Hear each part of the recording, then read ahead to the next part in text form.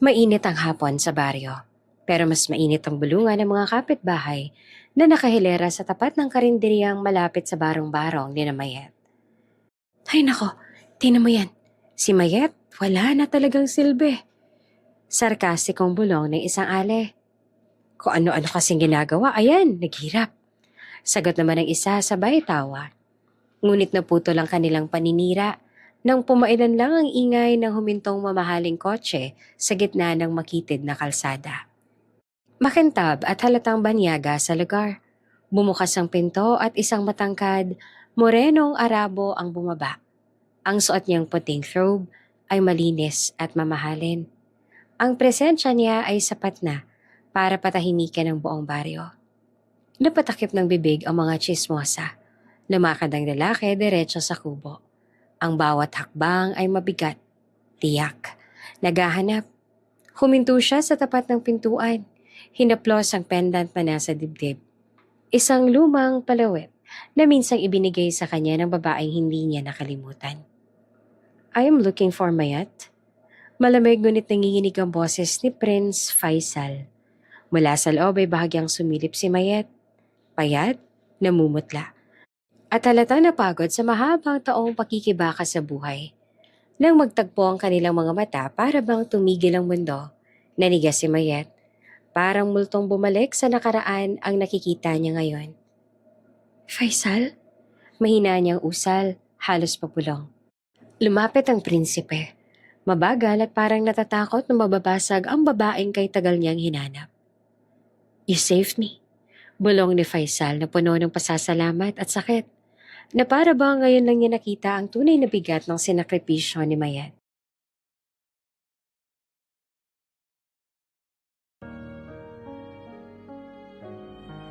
Sa isang baryong maliit sa Cebu, lumaki si Mayet. Ang bahay nila ay gawa sa kahoy at pawid. Nakapwesto sa gilid ng isang makipot na daan kung saan dumadaan ang mga tricycle, mga batang naglalaro at mga tendera na may dalang bayong. Maaga siyang gumising araw-araw. Dahil doon nagsimula ang buhay niya bilang panganay na babae sa 6 na magkakapatid. Pangatlo siya, ngunit ang dalawang nauna sa kanya ay maaga ring nag-asawa at parehas na nagkakahawa sa buhay. Hindi sila makapagpapadala, hindi sila makapagtulong, at madalas sila pang nagiging pasanin dahil sa mga anak nila. Ang ama ni Mayet ay nakahiga parate. Hinihilang ang sakit na ilang taon na ding hindi natutukoy ng maayos. Kapag malamig ang gabi, kinikilabutan siya sa panginginig ng ama at sa paulit-ulit nitong pag-ubo. Ang ina naman ay nasa palengke. Tagakaliskis ng isda mula umaga hanggang hapon. Pagkatapos ng trabaho niya ay kumakapit ang amoy ng isda sa balat at buhok, ngunit hindi ito nagrereklamo. Sa halip ay nakangiti itong uuwi at yayakapin ng mga anak. Si Mayet ang naiipit sa gitna ng hirap at responsibilidad. Siya ang nag-aasikaso sa mga maliliit na kapatid kapag wala ang ina. Siya ang naglilinis sa bahay. Siya ang nag-aabang ng gamot ng ama. At siya ang madalas nagbabantay sa budget ng pamilya kahit halos wala naman talagang budget na pinag-uusapan. Isang gabi, habang nakaupo sila sa harap ng maliit na lamparang umiilaw sa hapag, nagtanong ang kanyang ina. Anak, kamusta naman ang balak mo sa pag-alis? Sigurado ka na ba talaga sa gusto mong gawin? Matagal bago nakasagot si Mayet. Tumingin siya sa amang humihinga ng mabigat. Tumingin siya sa mga kapatid na payat at halos walang makain. Pagkatapos ay huminga siya ng malalim. Nay, Tay, kailangan kong subukan. Kung hindi ako aalis, wala talagang mangyayari dito. Wala nang aasahan. At baka mas lumala pang lagay ni Itay. Tahimik ang kanyang ina bago tumango. Naiiyak itong tumingin sa kanya, ngunit nagpakatatag. Anak, kung yan ang desisyon mo, susuportahan ka namin. Pero mag-iingat ka ha, hindi biro ang ibang bansa. Sa baryo nila may isang kapitbahay na umuwi galing Dubai. Malaki ang bahay, maganda ang mga gamit, at parating may dalang kwento tungkol sa yaman sa labas ng bansa. Laging sinasabi nito na kung masipag lang ang isang Pilipino, madaling yumaman, madaling magpadala ng pera, at madaling makaahon ng pamilya. Dahil dito ay unti-unting tumibay ang loob ni Mayet. Sinimulan niya ang proseso. Naghanap ng ahente, kukumpleto ng mga papel, at nagdasal ng paulit-ulit hanggang sa dumating ang araw na kailangan niyang umalis. Ate Mayet, huwag ka magtatagal ha. Bulong ng bunso nilang si Rona. Hindi agad siya nakasagot. Imakap na lamang siya ng mas mahigpit. Sa wakas ay sumakay siya ng bus papuntang syudad. Lumingon sa bintana at nakitang umiiyak ang ina habang hawak-hawak ang kamay ng ama. Pagdating sa Dubai, doon nagsimulang mabuo ang bagong mundo ni Mayet. Ngunit hindi iyon ang mundo na iniisip niya. Hindi iyon ang mundong pinangako ng kapitbahay nila. Pagdating pa lang niya sa bahay ng amo, ramdam niya agad ang bigat ng kapalarang nakaabang. Ang madam ay nakataas ang kilay sa bawat kilos niya. Ang sir naman ay hindi man lamang niya tiningnan ng diretsyo at ang unang utos sa kanya ay malinaw. You cannot use your phone. I will keep your passport for the meantime. We will call you if we need you. You work fast, you work quietly. Hindi iyon pakiusap. Isa iyong malinaw na utos. At hindi niya naisip na ganito ang buhay ng isang domestic helper. Hindi niya rin namalaya na ganoon pala kalala ang pagkawala ng communication niya sa kanyang pamilya. Ang telepono nila sa Cebu ay luma at madalas walang signal, kaya lalo siyang napalayo. Hindi niya alam kung kamusta ang ama. Hindi niya alam kung kumakain ng maayos ang mga kapatid. Hindi niya alam kung may pera pa para sa gamot. Ang tanging alam niya lang ay kailangan niyang magtrabaho kahit mahirap, kahit masakit, kahit nakakapagod. Taon ang lumipas sa parang isang mahabang gabi na walang pahinga. Naging parang makina si Mayet sa bahay. Naglilinis, naglalaba, nagluluto, nagbabantay ng mga bata. Nagwawalis ng bakuran at higit sa lahat ay nagtatago ng pagod at luha. Kapag nagkamali siya ng kaunting gawain, sumisigaw ang madam. You are useless! How can you not understand simple instructions? Do I have to repeat everything? Kapag natapilok siya at nabasag ang isang baso, lumalapit ang sir at kinakabahan siya dahil lumalakas ang boses nito. Look what you have done! You are so careless! At may mga pagkakataon na hindi lamang salita ang ibinabagsak sa kanya. May mga araw na hindi siya makalingon sa salamin dahil may namumuong pasa sa gilid ng kanyang muka. Ngunit tinatakpan niya ito kapag pumapasok sa eskwelahan para ihatid ang mga alaga.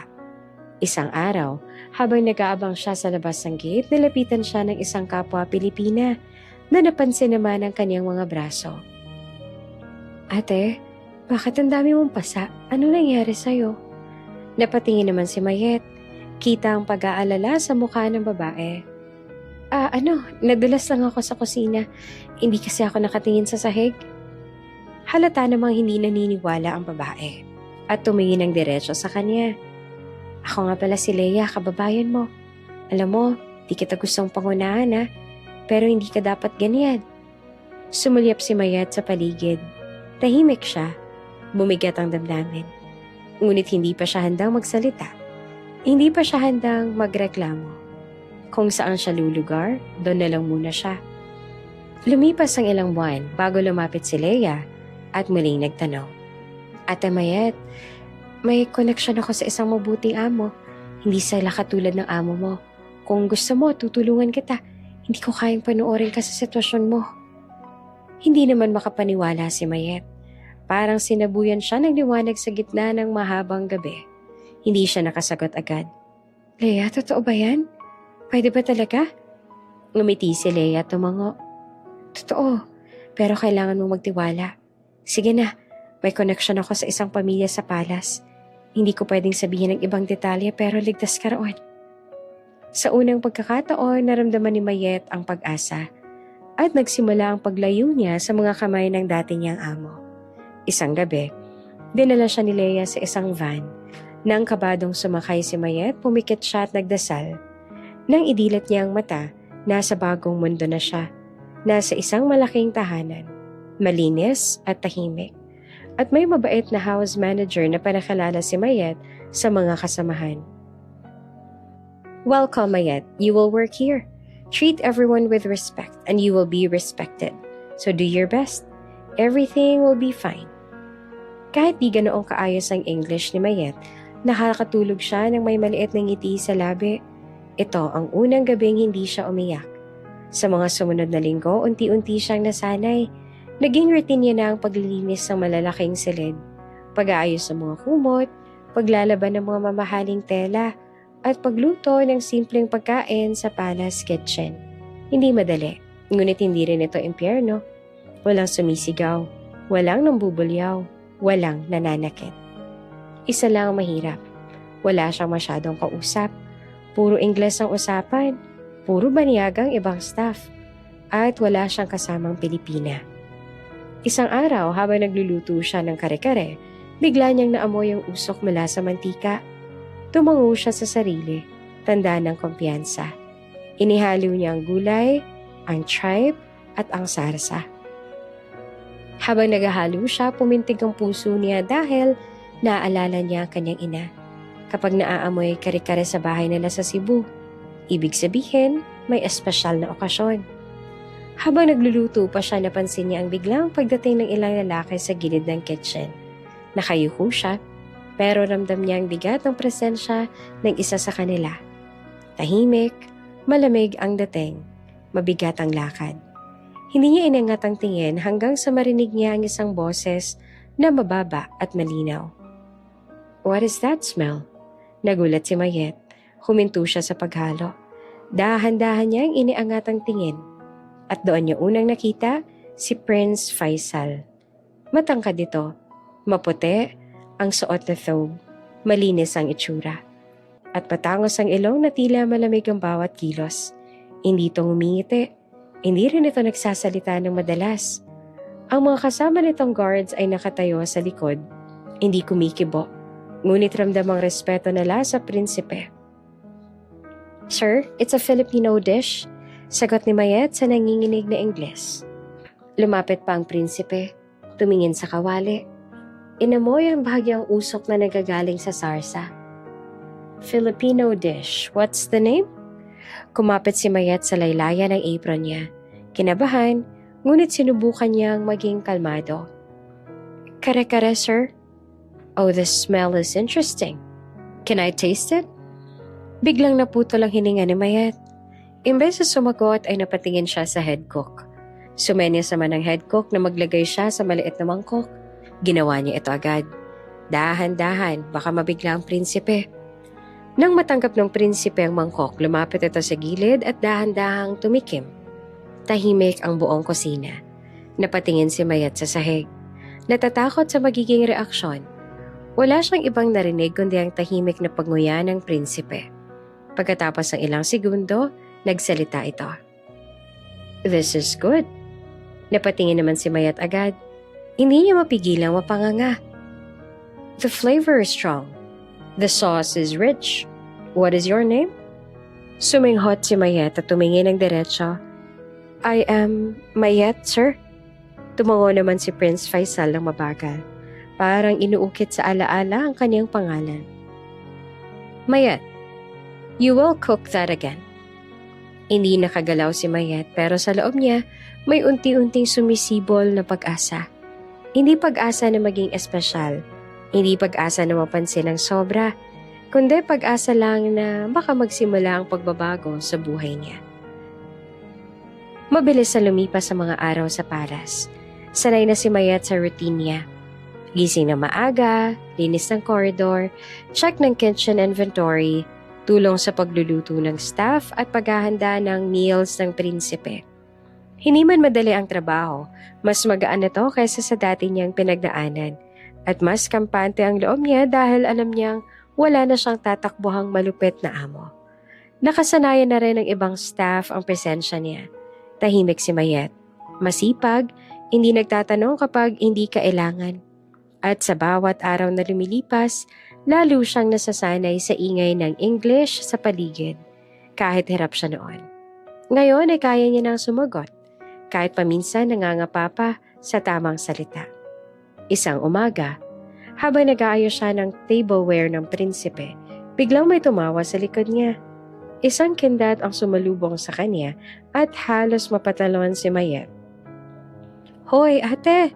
Surprise!" Napanganga si Mayet at mabilis na niya kapag dumating. Si Leia iyon. Kaibigan niya mula pa sa unang trabaho sa Dubai. Hindi niya akalaing makikita niya ito dito sa palace. Leia? Ikaw ba yan? Anong ginagawa mo rito? Natawa si Leia tumango. Nakapag-migrate na sa Amerika ang dati kong amo. Nahirapan sila sa pag-alaga sa mga bata kaya nag-decide silang umalis na talaga. At dahil may bakante rito sa palace, inirefer nila ako. Sabi ko pa nga noon na kung pwede dito ko gusto. Ayun, pinagbigyan ako. Parang lumiwanag ang buong kusina sa tuwa ni Mayet. Sa wakas, may kababayan na siyang makakausap ng buong araw. Makakapagtagalog na siya. May makakaintindi na ng mga biro niya at maski ng bigat sa dibdib niya. Lumapit si Mayet at humila ng upuan. Leia, grabe hindi mo alam kung gaano ako kasaya. Ilang buwan na akong walang masyadong kausap. Ang hirap din makisabay sa English nila. Tapos ikaw nandito ka na? Lumapit si Leia sa counter. Kumuha ng tenedor at inikot iyon sa daliri. Hay nako ate, pagod din kaya ako dun sa dating amo.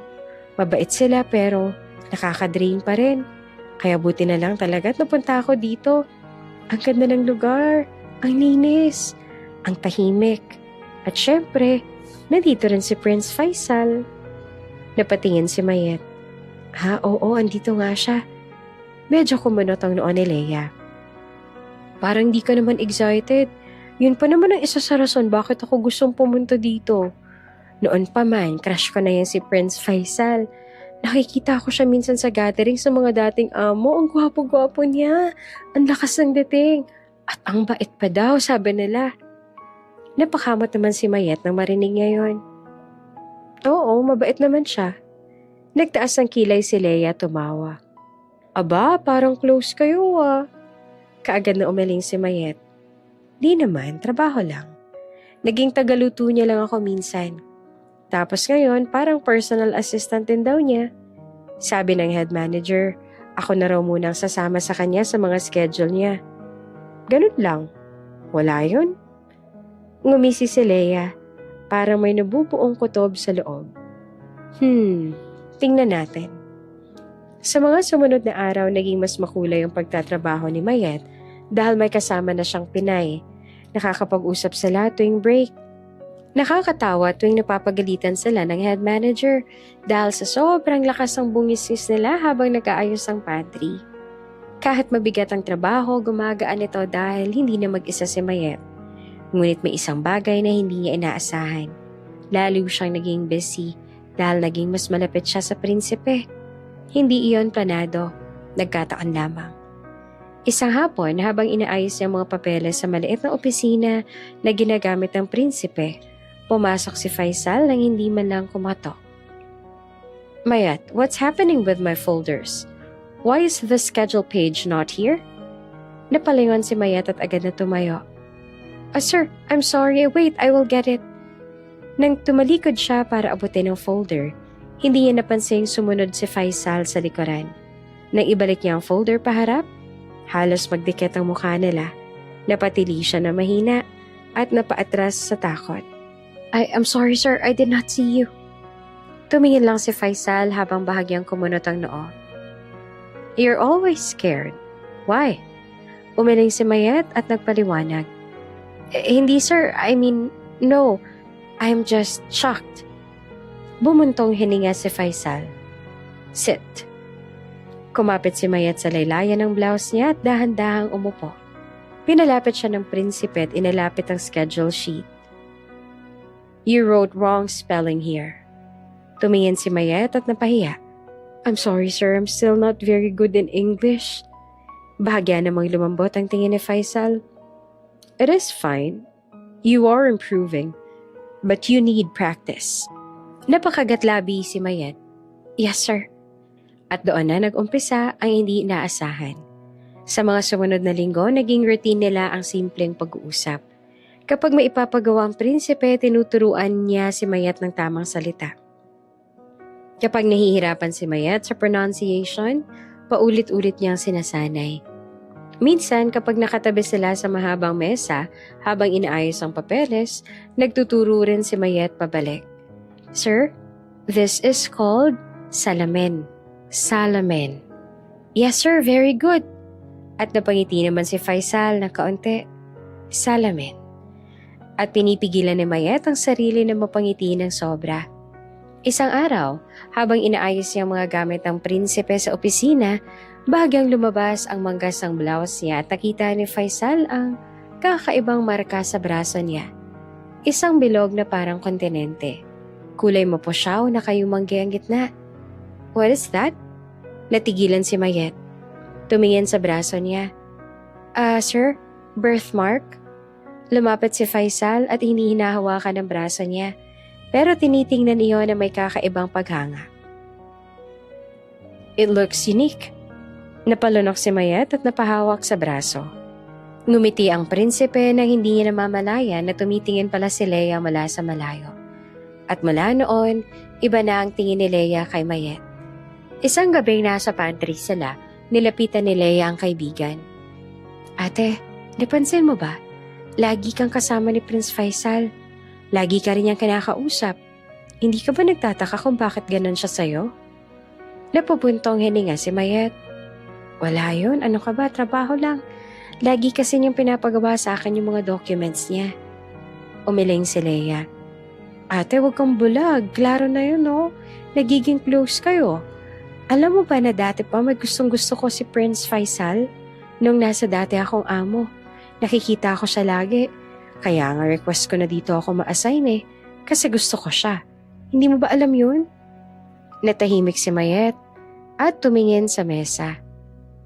Hindi ko alam na ganun pala. Sorry.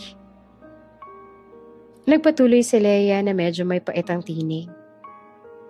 Alam mo ba, ikakasal na si Prince Faisal sa kapwa royalty niya.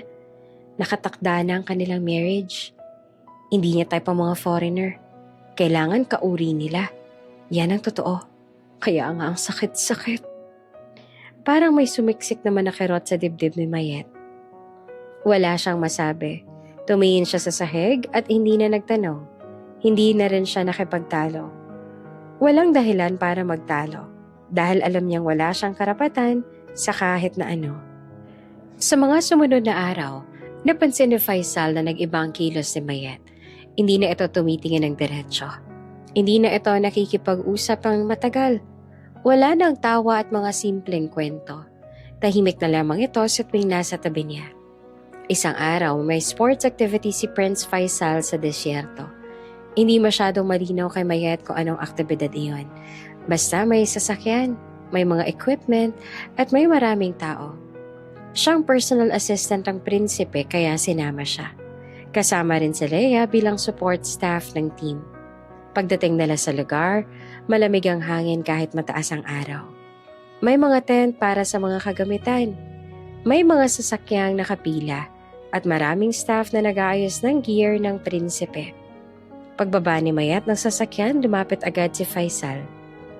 Mayet, bring me the black bag and the water. Nagmadali naman kumuha si Mayet. Ngunit mapapansin na mabagal siya ngayon. Para bang may nakadikit na bigat sa mga paa niya? Tumingin si Faisal. Why are you quiet? Oh, nothing, sir. Are you mad? Umiling naman si Mayet. No, sir, I am not. But you are different. Why? Hindi nakasagot si Mayet. Tinapunan lamang siya ni Leia ng matalim na tingin. Hawak ni Leia ang isang gamit ng prinsipe at may mapait na ngiti sa labi. Ate Mayet, baka pagod ka lang. Baka masyado kang busy kay Prince Faisal. Tumigil naman si Faisal at tumingin kay Leia. Leia, is there something wrong? Umiling naman si Leia kaagad. Nothing, sir. Nothing. Nagsimula na ang activity. Tumakbo ang oras. May ilang staff na sumisigaw ng instructions. May mga tunog ng engine ng sasakyan. May mga tawanan at may mga hiyawan. Pero si Mayet, tahimik na nakatayo sa tabi ng tent. Nakatingin lamang kay Faisal na nag-ready sa pagsakay sa isang malakas na off-road vehicle. Sa isang iglap lang ang lumipas at biglang umingay ang lahat.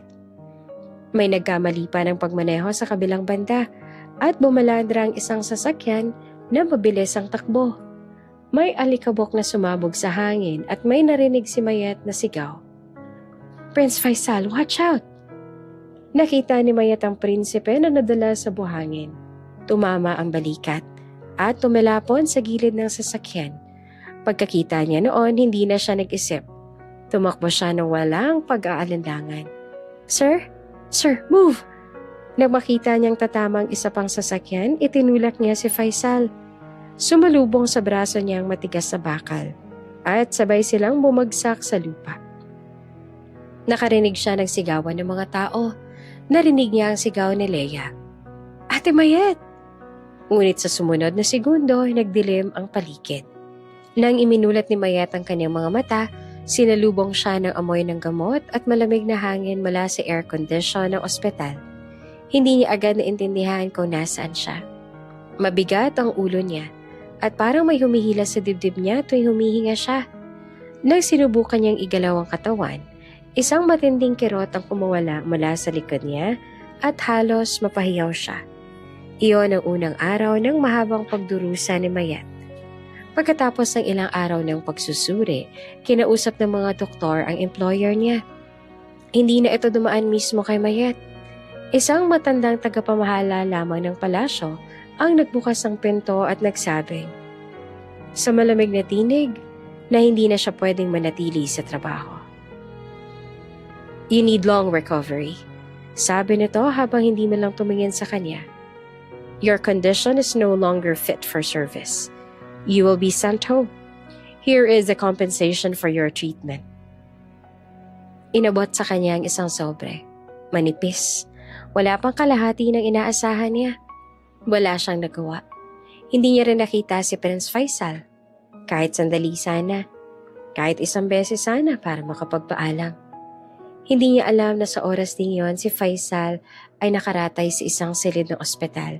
Hindi gumigising, walang malay. At ngayon ay nakikipaglaban sa sariling alaala. Sa palasyo ay nagising si Prince Faisal matapos ang ilang linggo. Pagdilat niya ay mga doktor at pamilya ang unang nakita niya. Puro puting ilaw. Puro pamilyar na mukha pero parang malayo. Para siyang nalunod sa loob ng sariling ulo. "Your Highness, do you remember what happened?" Tanong ng doktor. Napapikit si Faisal. May nakita siyang liwanag ng araw sa disyerto. May naramdaman siyang malakas sa pag-alog ng lupa. May naririnig siyang sigaw ng babae.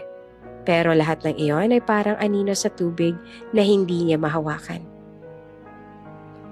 "Someone was with me," mahina niyang sabi. "There was someone. A woman. I do not know her face. Who was she?" Wala namang sumagot kaagad. Si Leia ang unang lumapit. Nakayuko siya.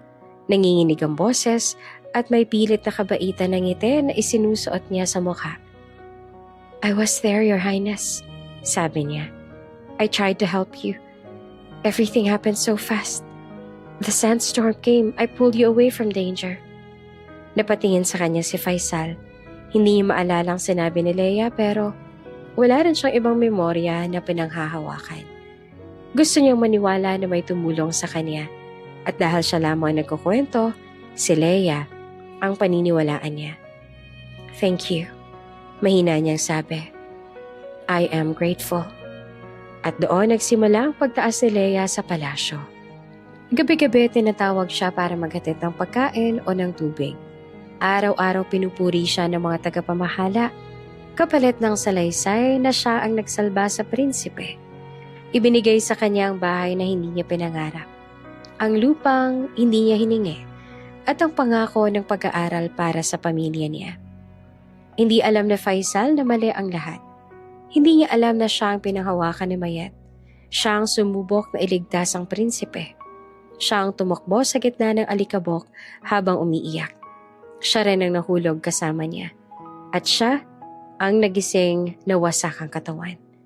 Sa Pilipinas, bumalik si Mayet sa kayang eroplano na parang kabaong sa himpapawid. Nang lumapag siya sa Cebu, sinalubong siya ng mga kapatid. Hindi sila ngumiti. Hindi rin sila tumakbo. Nakatingin lamang sila at halatang may halong pag-aalala at sama ng loob. "Ate, paano na tayo?" Tanong ng kapatid na lalaki. Bakit ganon? Bumalik ka na agad?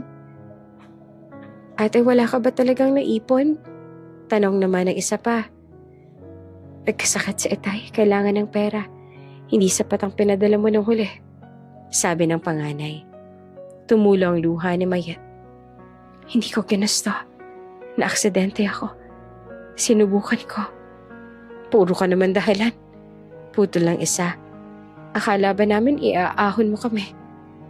Hindi siya nakaimik. Hindi alam ng pamilya niya na mabuti pa ang nangyari kay Leia. Hindi nila alam na sa Dubai, si Leia ngayon ang tinuturing na bayani. Samantalang si Mayat naman, ang tunay na lumaban para iligtas ang prinsipe. Ngayon, halos hindi na makalakad. Sa ospital sa Cebu, sinabi ng doktor na may pinsala sa gulugod niya. Wala siyang pera para sa operasyon. Ang natanggap niyang pera ay sapat lamang para sa gamot at simpleng therapy pero hindi siya para sa kompletong pagaling. Tuwing sinusubukan niyang tumayo, parang may bumabara sa katawan niya. At kahit tatayo man siya, ilang hakbang lang ang kayang ibigay ng mga paa niya bago ito manghina. Gabi-gabi nauupo siya sa lumang silya sa harap ng bintana. Tinitingnan niya ang dilim. Tinitingnan niya ang mga alon sa malayo. At hawak-hawak niya ang tuyong bulaklak na ibinigay ni Faisal noong araw na ipinagluto niya ito ng kare-kare. Siya mismo ang pumitas noon at ipinayong kay Mayet habang nakangiti. It is pretty, sabi ng prinsipe noon. It is for you. Iniingatan niya iyon kahit punit-punit na, kahit halos durog na. Parang iyon na lamang ang patunay na may magandang nangyari sa buhay niya. Pagkalipas ng ilang linggo, lalong lumala ang paghihirap ni Mayet. Nasunog ang palengke kaya nawala ng trabaho ang nanay niya. Hindi na rin nakapasok sa eskwela ang mga kapatid niya dahil walang pambaon. Ang mga panganay nilang kapatid ay abala sa sarili nilang pamilya. Ang pinakamasakit, pumanaw ang tatay niya dahil sa sakit. Wala silang pambili ng gamot. Wala siyang pambayad ng doktor. Ang anumang nauwi ni Mayet ay kinulang. Nang dumating ang araw ng libing, halos hindi naman siya makalakad. Inalalayan siya ng kapatid. Malamig ang lupa, ngunit mas malamig ang puso ng pamilya niya. Kung hindi ka umuwi, baka may pera pa sana tayo. Narinig yung bulong ng isa. Kung nagtiyaga ka lang sana sa Dubai, baka buhay pa si Itay. Bulong din ng isa pa. Para siyang nabasag. Sinubukan ko. Bulong niya. Hindi niyo alam ang nangyari. Ano ba talaga nangyari? Tanong ng kapatid. Kung ano man yon, wala naman kami nakuhang tulong. Wala siyang naisagot. Dahil paano niya ipapaliwanag ang hirap na halos pumatay sa kanya? Paano niya ikukwento na ang mundo ng mga mayayaman ay may sariling batas at wala siyang laban? Sa gabing iyon, bumalik siya sa bintana. Kinuha niya ang bulaklak mula sa loob ng kahon na pag-aari niya. Inilapit niya ito sa ilaw ng lampara. Pumintig ang puso niya na para bang nananakit. Buhay ka kaya? Mahina niyang bulong. Naaalala mo kaya ako? Hinahanap? Tumingin siya sa kalagitnaan. Ang buwan na maputla at manipis. Para siyang nakakulong sa pagitan ng sakit at pangarap. Sa pagitan ng pag-asa at takot. Prince Faisal, bulong niya ulit. Sana, ligtas ka. At sa kabilang panig naman ng mundo ay nakaupo si Prince Faisal sa balkonahe ng palasyo. Hawak niya ang isang baso ng tubig. Sa isip niya ay may babaeng nakataas ang kamay. May ngiting payapa. May boses na hindi niya maalala. Puro anino lamang. Who are you?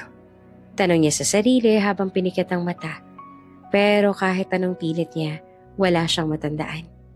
Sa puso lamang niya may mababaw na kerot na hindi maipaliwanag. Parang may nawawala. At ang babaeng hinahanap niya ay nakaupo sa isang lumang bahay sa Cebu. Hawak ang tuyong bulaklak na minsan ay simbolo ng pag-asa. At ngayon ay nag-iisang bagay na nagpapaalala na kahit sa isang saglit, minahal siya ng kapalaran. Wala siyang lakas. Wala siyang pera. Wala siyang pamilya na nakakaintindi. Pero may natitira pa sa kanya.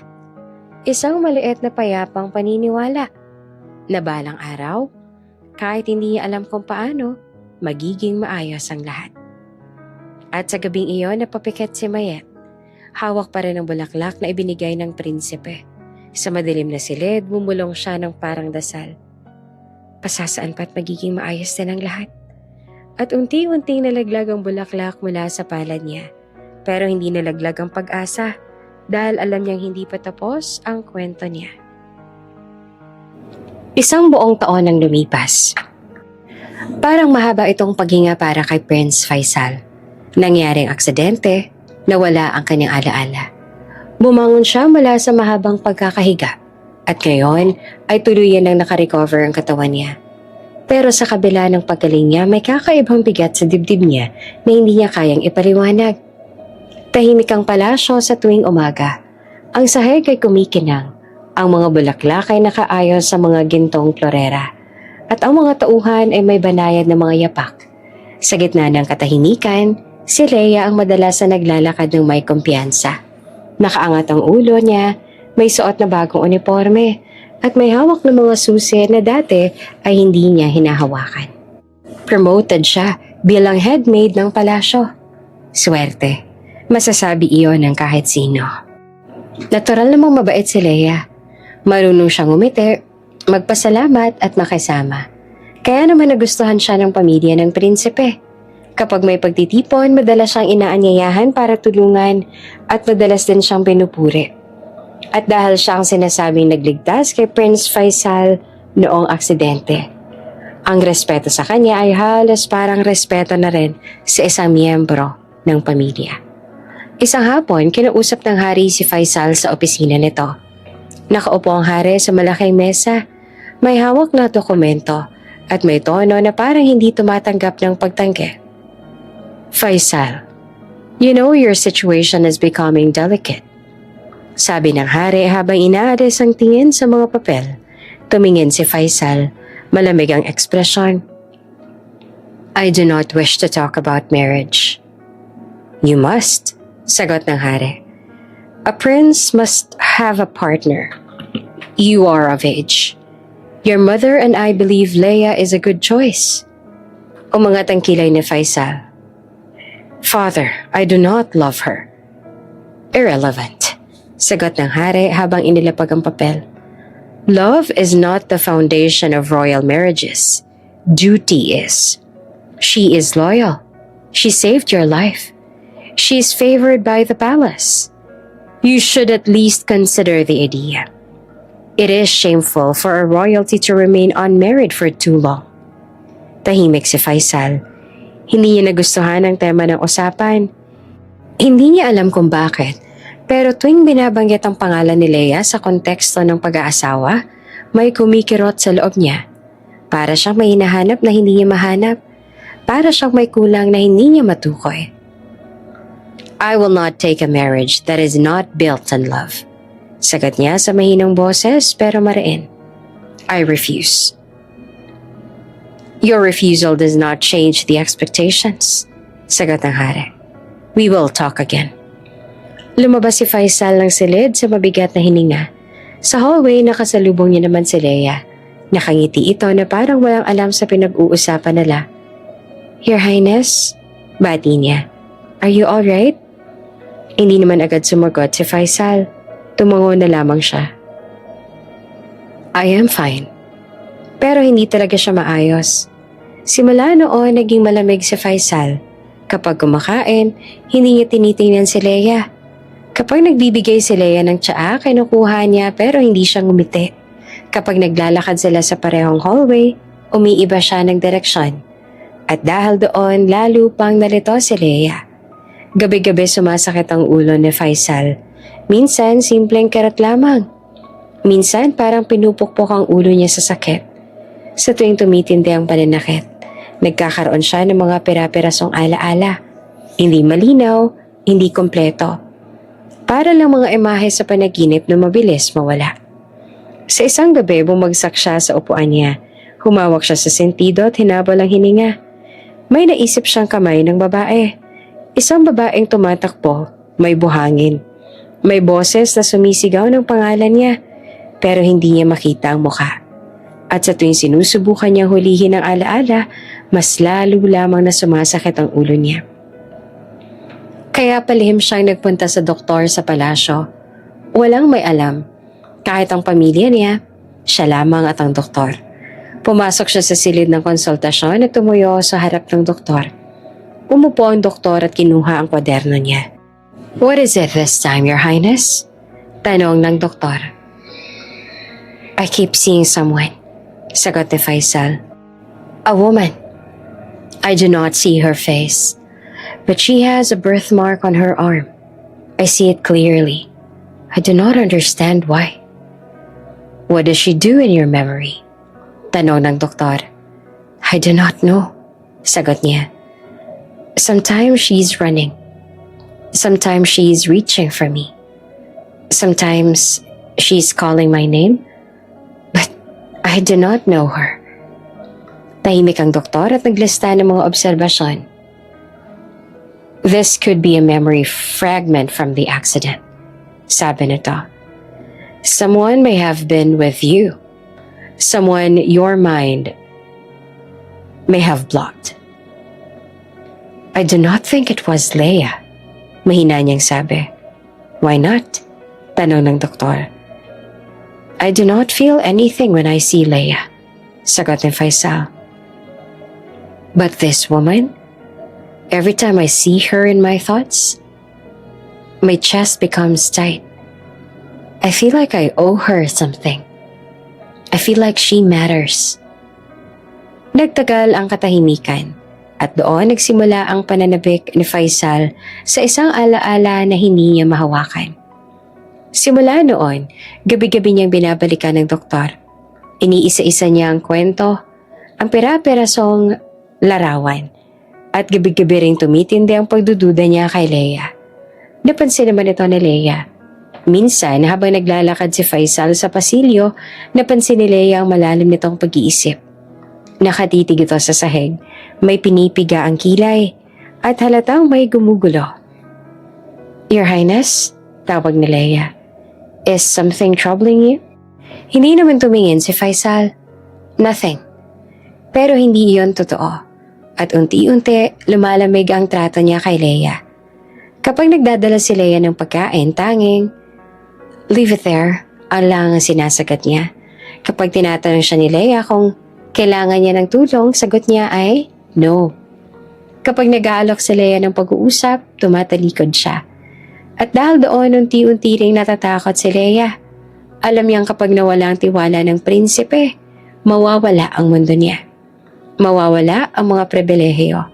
Mawawala ang ginhawang nakuha niya sa isang kasinungalingan. Kaya isang gabi nagdesisyon siya. Hindi siya papayag na mawala ang lahat. Isang selebrasyon ang ginanap sa palasyo. Maraming bisita, may tugtog na banayad at may inumin na nakahilera sa mesa.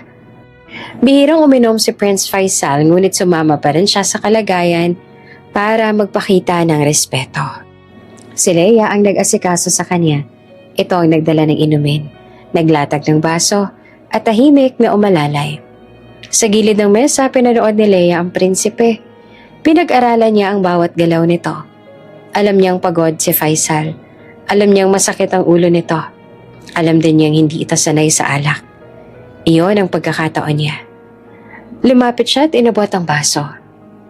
"Your Highness, this will help you relax," sabi ni Leia. Tumingin si Faisal. Hawak niya ang baso pero hindi siya umiinom. "I rarely drink," sagot niya. "Just this once," bulong ni Leia. "It is a light wine." Pero hindi iyon light. Halos kasing tapang iyon ng alak na nakakawala ng ulirat. Napabuntong hininga pa ang prinsipe.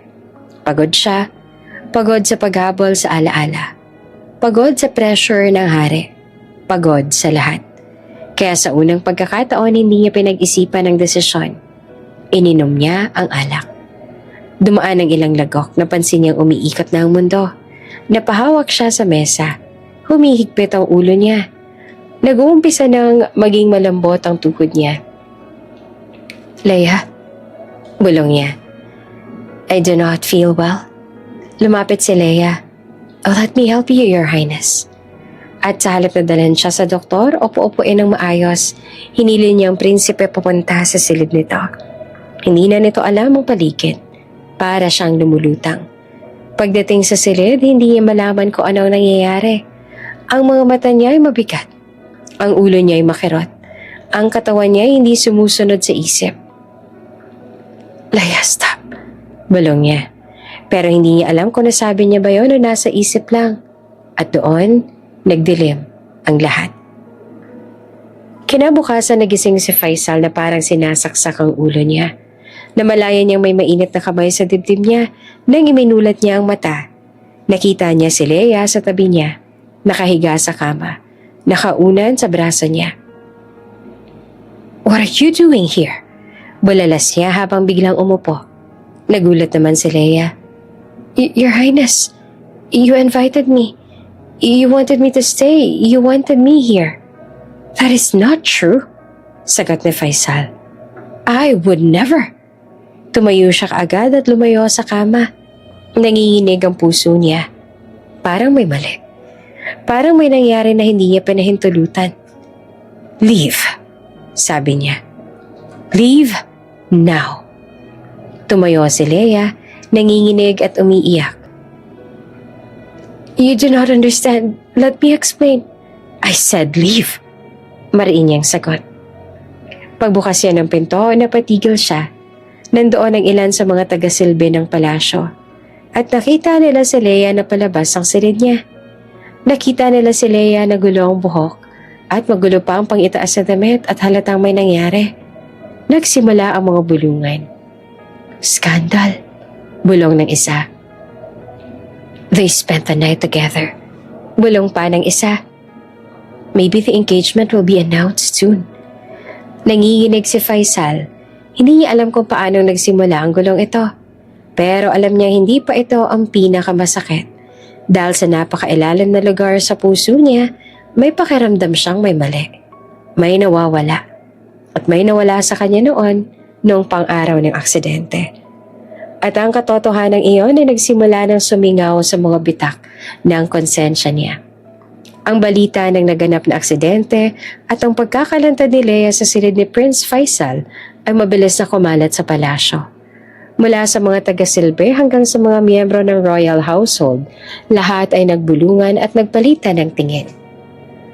Hindi nalingid sa lahat ang sinasabi ng mga kalapit palasyo at diplomat. Isang malaking skandal ang naganap sa loob mismo ng palasyo. Dahil dito, napilitan ng mga magulang ni Faisal na aksyonan nito kaagad.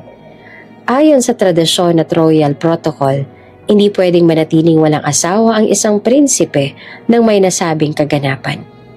At higit sa lahat, dahil sa sitwasyon, itinuturing nilang natural lamang kung may mangyari sa pagitan ng prinsipe at ni Leia.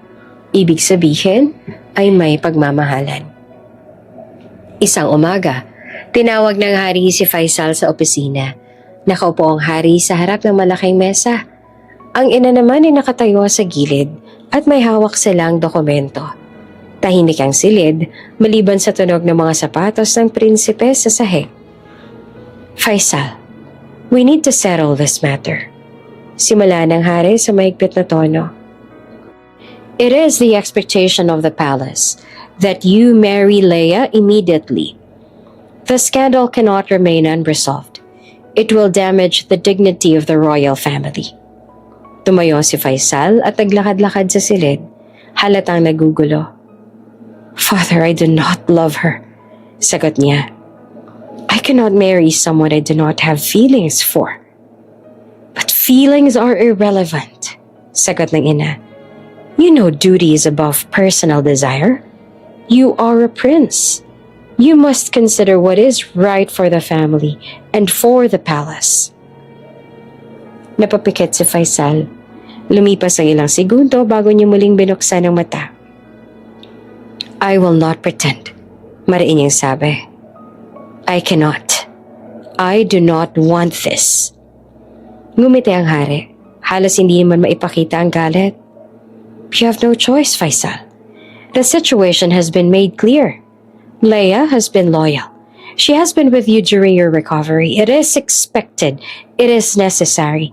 This is not about love anymore. Tahimik na lamang si Faisal. Para siyang nakulong sa sariling katawan. Alam niya hindi niya magugustuhan ang resulta, ngunit wala siya magagawa. Ang royal protocol ay hindi pwedeng baliwalain. Samantala si Leia ay hindi naman makapaniwala sa sarili.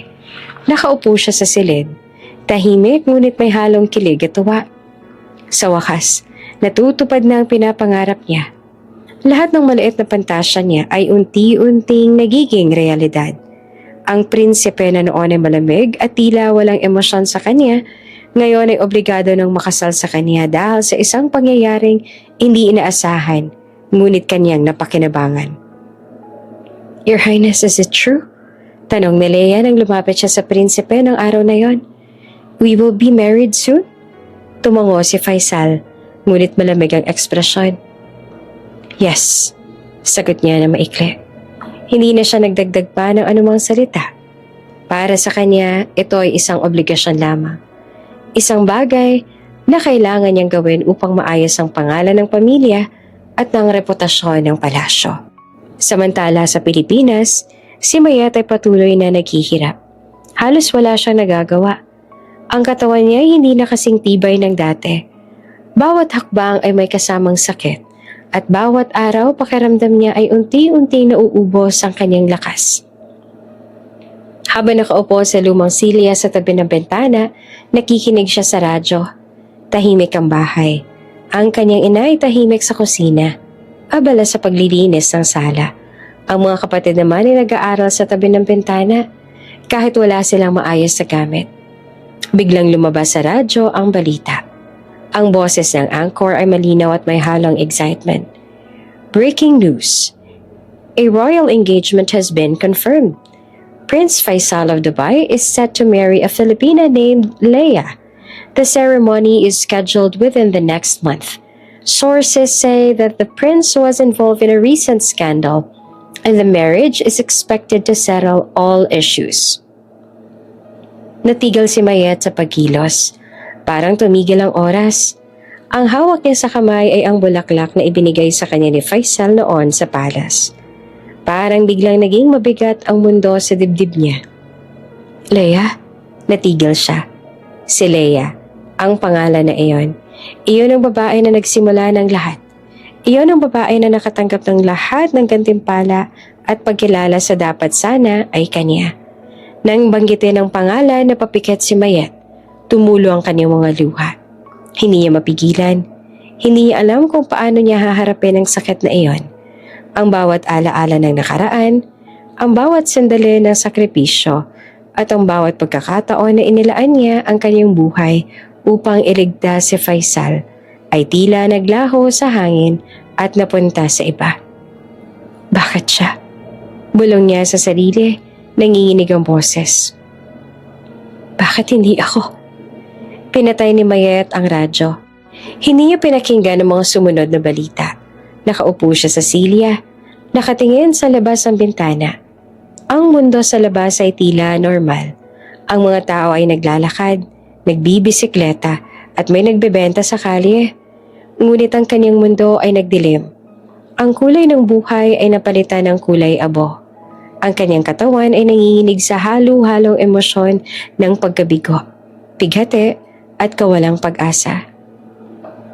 Unti-unti siyang lumuhod sa sahig. Hawak pa rin ang bulaklak sa kamay. Ang bulaklak ay tuyong-tuyo na, parang simbolo ng nakaraan. Ngunit sa kabila ng lahat, parang may tinig na humihikayat sa kanya na bumangon. Kahit na hindi niya alam kung paano. Faisal, bulong niya sa sarili. Bakit mo ako iniwan? Bakit mo hinayaan na mangyari to sa akin? Wala siyang makausap. Ang kanyang ina ay abala sa kusina. Ang mga kapatid ay abala sa pag-aaral at walang ibang tao na alam ang bigat ng kanyang puso. Matagal siyang nakaupo sa silya at hindi makagalaw. Bawat tibok ng puso niya ay parang pagdampi sa isang sugat na patuloy na bumubuka.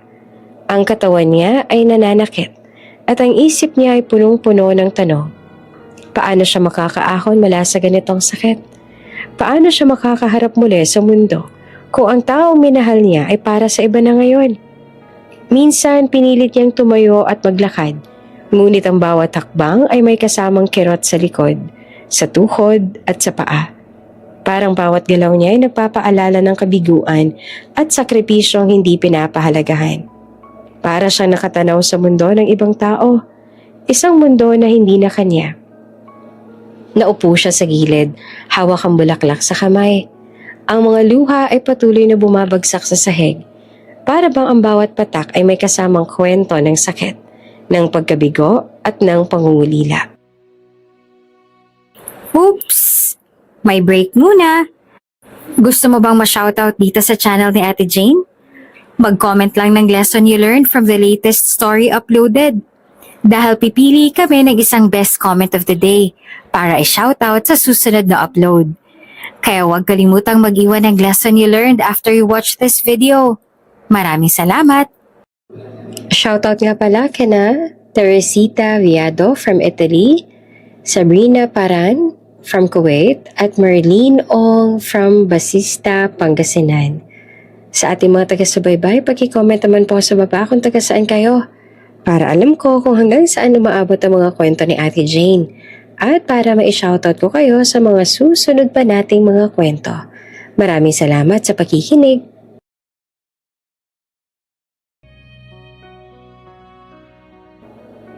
Mahal ko siya.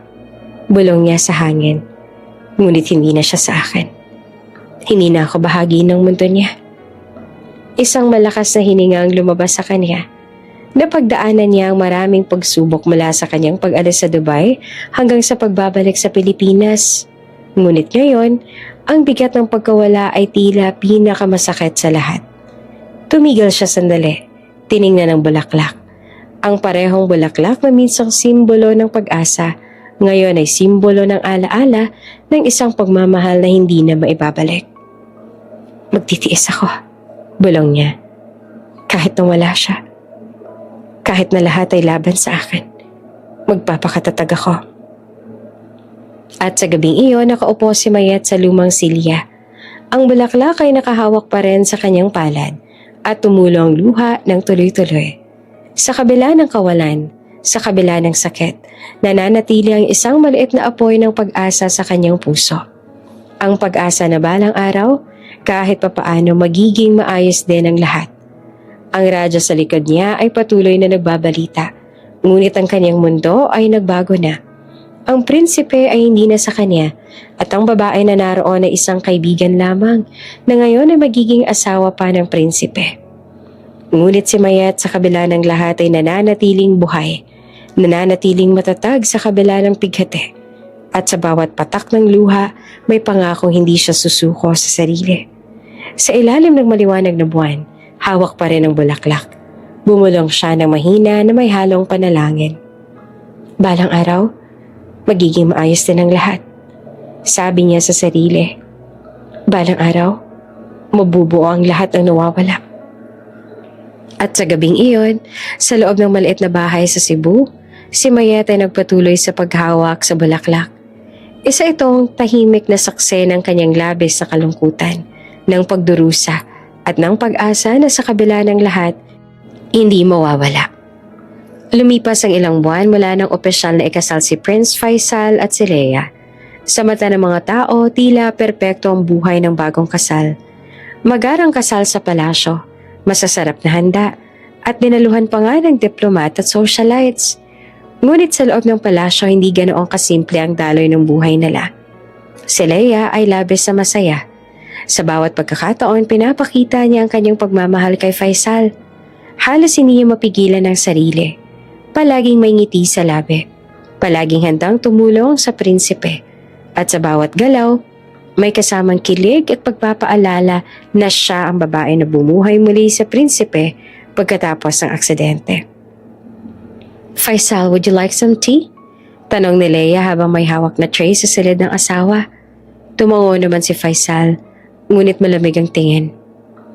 Yes, sagot niya ngunit walang halong emosyon. Si Faisal ay nananatiling malamig at malayo.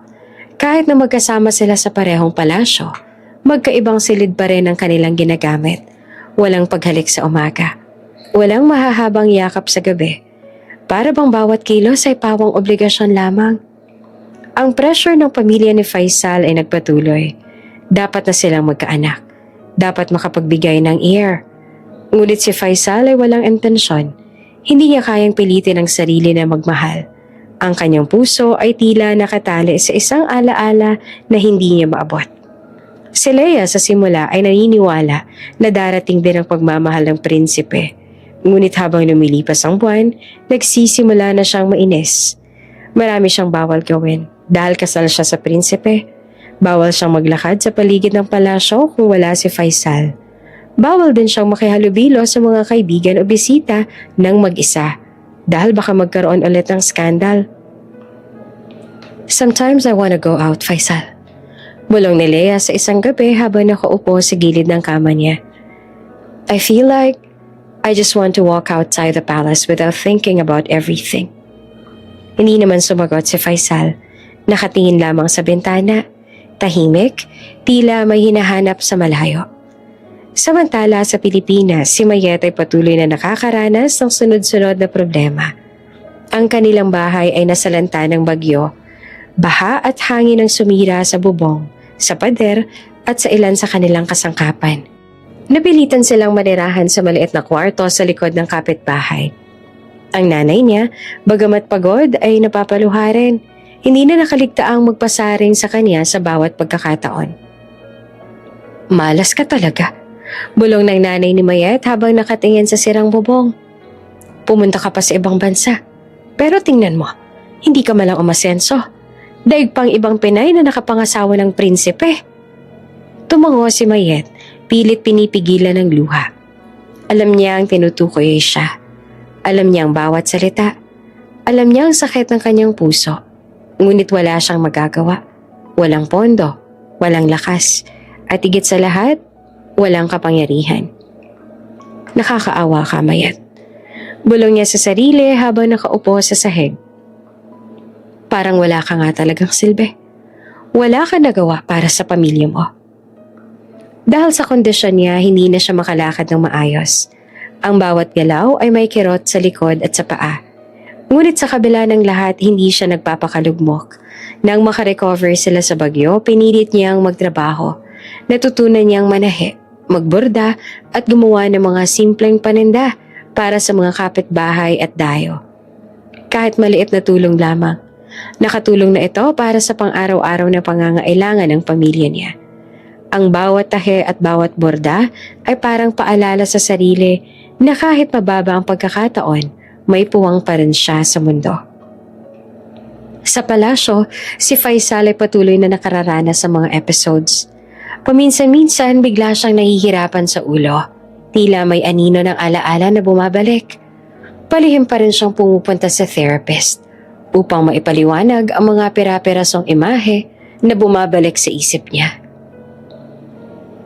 Doc, tanong niya sa isang session habang nakaupo sa komportableng upuan.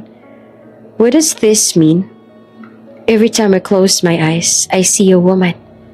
I cannot see her face, but I remember her arms. There is a birthmark. A very unique shape.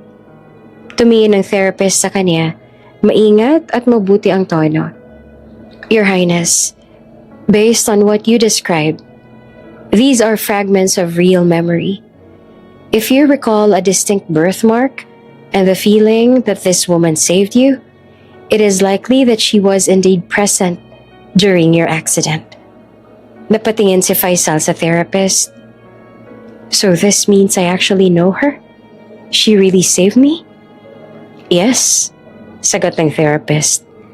The clarity of the birthmark and your emotional response suggests that this memory is real. You may have blocked the identity due to trauma, but your mind is trying to bring it back. Naguluhan si Faisal. Hindi niya alam kung paano haharapin ang damdaming iyon. Ang pagkilala sa alaala ay may halong pag-aalala at kalituhan. Something is wrong, bulong niya sa sarili. I feel bothered. Something is not right. Lumipas ang mga araw at habang lumalala ang kanyang emosyon, hindi nakaligtas kay Leia ang kanyang pag-iwas. Sa isang gabi, hindi na siya nakatiis. Pumasok siya sa silid ng prinsipe, suot ang isang manipis na nightgown, at sinadya niyang magmukhang kaakit-akit. Faisal, bulong ni Leia nang palapit siya. May halong kilig at pang-aakit. Look at me. I am yours. I saved you. Tumingin si Faisal sa kanya. Napansin ang mga braso ni Leia, ngunit hindi niya nakita ang birthmark na lagi niyang natatandaan. Ang kakaibang marka na nagpapatibok ng puso niya sa nakaraang mga alaala ay wala. Natigilan siya. Ang mundo niya ay parang huminto. Ang kalituhan ay bumalot sa kanya. Leave. Mariin niyang sabi habang nagtatayo at pinipilit lumayo. Unti-unti niyang tinulak si Leia palayo sa kanya. Do not push me away. Sigaw ni Leia na ramdam ang galit at pagkabigo. Do you not love me? I saved you. I have been here for you. Tahimik lamang si Faisal, walang sagot. Wala siyang kayang sabihin. Ang kanyang puso ay nakasentro sa alaala na hindi maabot. Sa puntong yun, umiiyak si Leia. Ang kanyang mga mata ay nagdidiyab sa galit at pagkabigo. Ang mukha niya ay punong-puno ng luha. At ang kanyang katawan ay nanginginig sa dami ng emosyon. Ngunit si Faisal ay tiyak. Alam niya sa kanyang puso na may mali, may kulang, may nawawala. At sa kabila ng lahat, alam niyang ang babae na sa tingin niya ay dapat nandoon sa kanyang alaala ay hindi si Leia. Lumabas siya sa silid, tahimik, ngunit ang bawat hakbang ay may kasamang bigat. Alam niyang hindi niya kayang baliwalain ang damdamin niya. At alam niyang kailangan niyang alamin ang katotohanan bago pa lumala ang sitwasyon. Samantala si Leia ay naiwan sa silid, umiiyak, at nagtataka kung bakit ang prinsipe na noon ay parang kanya na ay tila biglang lumayo. Hindi niya alam na sa puso ng prinsipe ay may mas matagal at mas malalim na alaala na nagsisimulang bumalik. Isang alaala na hindi siya kasama. Si Faisal ay tahimik na lumakad sa hallway. Iniisip ang lahat ng pera-perasong alaala. Ang mga imahe ng babae at ang kakaibang birthmark na tila tumatanglaw sa katotohanan. Alam niya na sa bawat tibok ng puso niya, may isang bagay na hindi maipaliwanag. Something is missing. Bulong niya sa sarili. I need to know the truth. I need to find her. At sa gabing iyon, sa loob ng malawak at marangyang palasyo, nanatili ang kalituhan at damdamin ng bawat isa. Si Leia ay umiiyak sa galit at kawalan ng pag-unawa, habang si Faisal naman ay nag-iisa sa kanyang silid, nalilito at may pakaramdam na may mali sa lahat ng nangyayari sa paligid niya. Mula noon, naganap ng insidente at naging malinaw na ang damdamin ni Faisal. Unti-unti siyang nagkaroon ng matinding pangangailangan na malaman ang katotohanan. Ang babae na nagligtas sa kanya noong aksidente sa disyerto ay nananatiling malinaw sa kanyang alaala, lalo na ang kakaibang birthmark sa braso. Ngunit ang kanyang alaala ay hindi malinaw. Parang mga peraso ng puzzle na kailangan niyang buuin. Hindi niya kayang tiisin na ang babae na kanyang pinasasalamatan at mahal ay hindi kilala o kaya'y nawala sa kanyang mundo.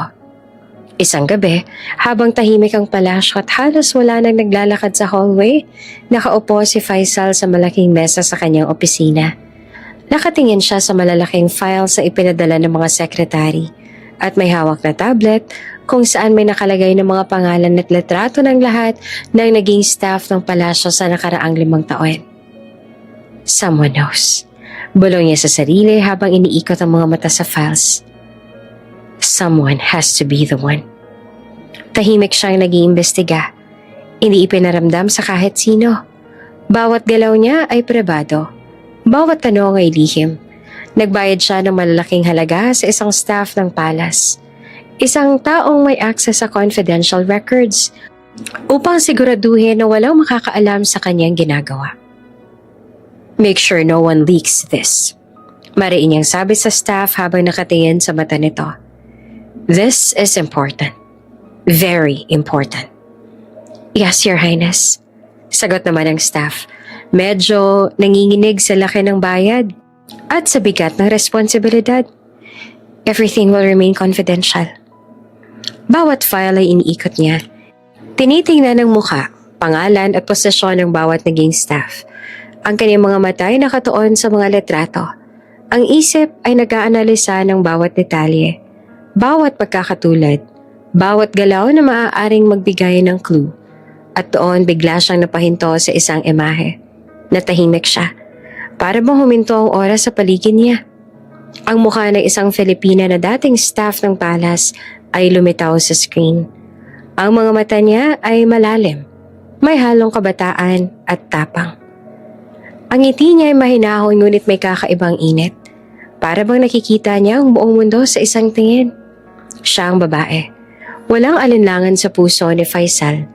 Ang tibok ng kanyang puso ay mabilis. Parang gusto nitong sumabog. Ang bawat detalye ng mukha ay bumalot sa kanya. Nagdulot ng kakaibang kilabot sa bawat hibla ng kanyang katawan. This is her. Bulong niya na halos hindi marinig. This is the girl who saved me. Agad niyang inutos sa staff na hanapin ang buong katawan ng babae sa mga lumang litrato at close-up images. Gusto niyang makita ang braso. Gusto niyang makita kung may birthmark ba na tumutugma sa alaala niya. Sandali, habang hinihintay ang mga litrato, ang isip niya ay naguguluhan. Bawat segundo ay parang minuto. Bawat minuto ay parang napakatagal. Hindi niya alam kung paanong haharapin ang damdamin niya. Ang kaba ay hindi maipaliwanag. Ang kilabot ay tumatalbog sa kanyang dibdib. At nang dumating ang mga litrato, hindi siya makapaniwala sa kanyang nakikita. Ang braso ng babae sa litrato ay may kakaibang marka. Parehong hugis at parehong sukat na malinaw sa alaala niya. Napabuntong hininga siya. Nanginginig ang katawan, sa galak at kaba. Halos hindi siya makagalaw sa gulat. Where is she now? Tanong niya sa staff na halos pabulong. Where is she? In the Philippines, Your Highness. Sagot ng staff. Nakatitig sa kanya sa respeto at kaunting takot.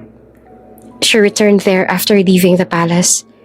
We do not have further information about her residence, but she is reportedly living with her family. Tumigil si Faisal sandali. Iniisip ang bawat hakbang. Ang puso niya ay kumakalabog sa kaba. Ang isip niya ay mabilis na naglilipat ng ideya. Hindi niya kayang maghintay pa. Ang babae na nagligtas sa kanya, ang babae na may kakaibang birthmark na tumatak sa kanyang alaala, ay nasa Pilipinas. I will go there. Bulong niya sa sarili, halatang determined. Now, I need to see her. Samantala, si Mayet ay abala sa maliit na barong-barong dala sa Cebu. Hindi niya alam na magbabago muli ang kanyang buhay. Ang bawat araw ay patuloy na pakikipaglaban sa kahirapan, sa sakit at pangungutya ng ibang tao. Ngunit sa kabila ng lahat, nananatili siyang matatag. Ang mga kamay niya ay may bakas ng trabaho. Ang katawan ay nanginginig sa kirot. Ngunit ang puso niya ay nagtataglay ng pag-asa. Nasa loob siya ng bahay, naglalaba at nag-aayos ng kaunting tirang gamit mula sa bagyo. Pinilit niyang magtrabaho, manahe, magborda at gumawa ng simpleng pagkakakitaan para makatulong sa pamilya. Ang bawat minuto ay may kasamang kirot. Ngunit bawat puntas ay may kasamang pag-asa na sa kabila ng lahat ay magbubunga din ng kabutihan. Hindi niya alam na sa Dubai may prinsipe na nagpupunta ng therapist, nagbabalik sa bawat alaala at naghahanap ng babaeng nagligtas sa kanya. Ang bawat segundo ng kanyang pagtitiis ay walang kaalam-alam na may naghahanap na sa kanya sa kabilang dulo ng mundo. Sa palasyo si Faisal ay tahimik na naghahanda para sa paglipad. Hindi niya ipinaliwanag sa kahit sino ang dahilan. Wala siyang kausap tungkol sa plano. Ang lahat ay pribado at bawat galaw ay pinaplanong mabuti. Nakita ng staff ang kakaibang determinasyon sa kanyang mga mata. Your Highness, are you sure? Tanong ng isa sa kanila. Yes, sagot niya na mariin. I need to see her. No one else. I will go to the Philippines. Very well, Your Highness. We will prepare everything. Sagot naman ng staff. Alam na ito ay isang malaking hakbang para sa prinsipe. Si Mayet ay walang ideya sa paparating na pagbabago. Ang bawat araw ay pareho lamang. Ang paninisi ng ina, ang sakit ng katawan, ang pasakit ng paligid. Nang marinig niya sa radyo o sa mga kaibigan ng tungkol sa kasal ng prinsipe at ni Leia, nagdulot iyon ng sobrang lungkot. Ngunit ngayon, wala siyang ideya sa paparating na pagbabago. Si Faisal sa kabilang dako naman ng mundo ay nakaupo sa eroplano. Nakatingin sa bintana. Iniisip ang babae na nagligtas sa kanya. Ang kaba ay hindi maipaliwanag. Ang excitement ay tumatalbog sa puso. Bawat segundo ay nadadala sa kanya ng mas malapit na katotohanan. Sa babaeng matagal niya nang hinahanap. At sa babae na ngayon ay magiging sentro ng kanyang buhay. Habang tumataas ang eroplano sa himpapawid, si Mayet ay nakaupo sa lumang silya sa bahay nila. Hawak ang bulaklak na ibinigay sa kanya ni Faisal noon. Hindi niya alam na sa bawat minuto na lumilipad ang eroplano, may prinsipe na naglalakbay patungo sa kanya. Naghahanap ng babae na kanyang pinasasalamatan at iniibig sa kabila ng lahat. Ang mundo ni Mayet ay tahimik, masakit at puno ng pagdurusa. Ngunit sa kabilang dako, ang puso naman ng prinsipe ay naglalakbay upang hanapin siya. At ang bawat akbang ay magdudulot ng pagbabalik ng pagmamahal at pag-asa sa parehong buhay nila. Mayet, bulong ni Faisal sa sarili habang nakatingin sa horizon mula sa eroplano. I will find you. I must find you. Walang ideya si Mayet na ang kanyang buhay ay babalik na rin muli sa ilang oras lamang. Ang mga taon ng paghihirap, ang sakit at ang pagdurusa ay malapit ng magbunga ng pag-asa at pagmamahal. Ang muling paglalakbay ni Faisal patungo kay Mayet ay nagsimula na. At walang sino man ang makakapigil dito. Mainit ang hapon sa baryo, pero mas mainit ang bulungan ng mga kapitbahay na nakahilera sa tapat ng karinderiang malapit sa barong-barong ni Mayet. Hay nako, tingnan mo yan. Si Mayet wala na talagang silbi. Sarkastik ang bulong ng isang ali. Kung ano-ano kasi ginagawa, ayan, naghihirap na tuloy. Sagot naman ng isa sabay tawa pa. Ngunit naputol ang kanilang paninira nang pumailan lang ang ingay ng humihintong mamahaling kotse sa gitna ng makitid na kalsada. Makintab at halatang banyaga sa lugar. Bumukas ang pinto at isang matangkad morenong Arabo ang bumaba. Ang suot niyang puting throw ay malinis at mamahalin. At ang presensya niya ay sapat na para patahimikin ang buong baryo. Napatakip ng bibig ang mga tsismosa. Lumakad ang lalaki diretso sa kubo. Ang bawat hakbang ay mabigat. Tiyak, naghahanap. Huminto siya sa tapat ng pintuan. Hinaplos ang pendant na nasa dibdib. Isang lumang palawet na minsang ibinigay sa kanya ng babaeng hindi niya nakalimutan. Si Mayet, sa sandaling iyon, ay halos hindi makagalaw. Ang katawan niya ay nanginginig at ang mata ay napapako sa prinsipe. Halos hindi siya makapaniwala sa kanyang nakikita. Ang prinsipe, ang parehong tao na matagal niya nang iniwan sa Dubai, ay narito sa kanilang lugar. Hinahanap siya. You are here, sir? Bulong niya na halos hindi marinig. Faisal? Tumayo naman si Faisal ng diretso sa harap niya. Tiningnan ang kalagayan ng babae na minsan niyang nakita sa Dubai. Ang puso niya ay sumabog sa damdamin. Sa bawat galaw ni Mayet, nakita niya ang hirap, ang pagod at ang sakit na matagal nang kinikimkim. You saved me, bulong niya. Halos hindi mapigilan ang luha na tumulo sa kanyang mga mata. Si Mayet ay nakaupo lamang sa lumang silya. Hindi siya makagalaw. Ang katawan niya ay hindi na makalakad ng maayos. Ang mukha niya ay puno ng kirot, ngunit may halong sorpresa at pag-asa. Faisal, I cannot believe. Sambit niya na nanginginig ang boses. Ngunit hindi nagtagal, agad na nagdesisyon si Faisal. Alam niya na kailangan niyang aksyonan ang sitwasyon ng mabilis. Hindi pwedeng manatili si Mayet sa ganitong kalagayan. Agad niyang ipinaayos ang mga travel arrangements upang dalhin si Mayet sa Dubai. Ang lahat ay sinagawa ng lihim para hindi malaman ng publiko at upang protektahan ang pribadong buhay na Mayet. Sa loob ng eroplano papuntang Dubai, tahimik lamang si Mayet. Ang kanyang katawan ay nakaramdam ng kaba excitement at halong takot. Ang isip niya ay naglalakbay sa mga nangyari sa nakaraang taon. Ang hirap, ang sakit, at ang pangungulila. Ngunit ngayon nakatabi niya ang prinsipe. Mayat, bulong ni Faisal na halatang nahihirapan din sa emosyon. I do not remember anything clearly, but I think my heart remembers you. Tumulo ang luha ni Mayat. Ang kanyang puso ay parang nagliyab sa damdamin. Ang bawat salita ni Faisal ay bumabalot sa kanya, nagdudulot ng init at pag-asa na matagal niya nang hinintay. I cannot believe this. Bulong niya sa sarili habang hawak ang kamay ni Faisal. After all this time. Ngunit bago pa man sila makapagpahinga sa bagong yugto ng muling pagkikita, isang hindi inaasahang pangyayari ang naganap. Si Leia, na hindi matanggap ang pagkawala ng atensyon ni Faisal, ay sinundan siya papunta sa ospital sa Dubai. Ang layunin niya ay makita kung sino ba talaga ang babae na nakatabi ng prinsipe. Nang makita niya si Mayet, ang galit sa dibdib niya ay hindi na mapigilan. Phew! Sigaw ni Leia na halos kumukulo ang dugo sa galit. You are ruining everything. You are destroying my marriage. Tumayo naman si Faisal sa pagitan nila. Malamig ngunit determinado. Leia, enough. I remember everything now. Sabi niya na halatang may bagong tiwala at katiyakan. Ang bawat alaala ay bumalik na nga sa kanya, malinaw at buo. Ang bawat peraso ng puzzle ay nagkasya sa tamang lugar. Si Mayet ang babae na nagligtas sa kanya. Si Mayet ang nagbigay sa kanya ng buhay nang siya ay walang malay sa desyerto. Si Leia ay namula sa galit, hindi makapaniwala sa sinabi ng prinsipe.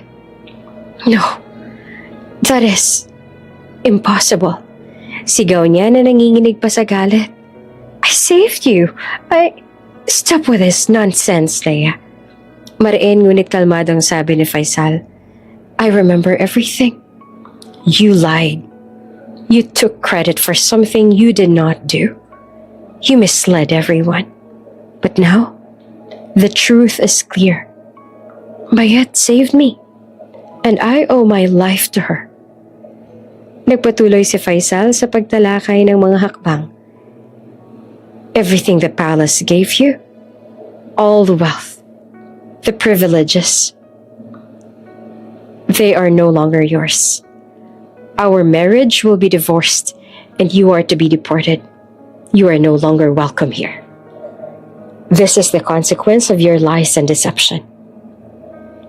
Si Leia na noon ay may malaking ngiti at pakiramdam ng kapangyarihan, ngayon ay napahiya at nag-iisa. Walang makakausap, walang magagawa. Ang mga ari-arian na bigay sa kanya ay kinuha at ang kanyang plano ay tuluyang nabigo. Samantala, si Mayet ay nananatiling tahimik. Ang luha ay patuloy na tumutulo sa kanyang mga mata. Ang bawat salita ni Faisal ay para bang musika sa kanyang pandinig. At ang bawat kilos ng prinsipe ay nagbibigay sa kanya ng bagong lakas. Faisal, you really remember? Tanong ni Mayet, halos hindi mapigilan ng luha. Tumango si Faisal, mahigpit siyang niyakap. Yes, Mayet. I remember everything. I remember you. How you saved me. And how much you mean to me. I will never forget again. Sa puntong iyon, ang mundo ni Mayet ay nagbago. Ang mga taon ng paghihirap, pagkakalugmog sa sakit at problema, ay biglang napalitan ng pag-asa at pagmamahal. Ang prinsipe na noon ay tila malayo at malamig, ngayon ay naroroon. Nagbabalik sa kanya ang mga alaala at pinapakita ang totoong damdamin. Sa parehong oras, si Leia ay naiwan na puno ng kahihiyan at galit. Ang kanyang mga plano ay naglaho at ang kanyang kasakiman at panlilinlang ay nagdala lamang sa kanya ng kabiguan. Ang prinsipe at si Mayet ay magkasama sa ospital, tahimik ngunit puno ng damdamin. Ang bawat araw na nagdaan ay parang nagbago sa kanilang dalawa. Ang bawat alaala, bawat pagkakaugnay ay nagbigay ng bagong simula. Finally, we are together. Bulong ni Faisal sa tenga ni Mayet habang hawak ang kanyang kamay. No one can take this away from us. Faisal, balong ni Mayet na may halong luha at ngiti. I cannot believe this is real. After everything. At sa gabing iyon, sa ospital sa Dubai, nagkaroon sila ng tahimik ngunit matinding reunion. Ang lahat ng sakit, lahat ng paghihirap, lahat ng pangungulila ay napalitan ng pagmamahal at katiyakan. Ang prinsipe na noon ay naglalakbay upang hanapin ang katotohanan ay natagpuan na ang babaeng nagligtas sa kanya at nagbigay sa kanya ng tunay na dahilan upang magmahal muli. Matapos ang ilang buwan ng maingat na pag-aalaga, pagpapa-opera at masinsinang therapy sa Dubai, unti-unti na rin gumaling si Mayet. Ang mga doktor ay labis na humanga sa determinasyon niya at sa tibay ng kanyang puso. Kahit mahirap ang kanyang katawan at may mga limitasyon pa sa paggalaw, hindi niya hinayaang pigilan siya ng sakit o trauma. Mayet, how are you feeling today?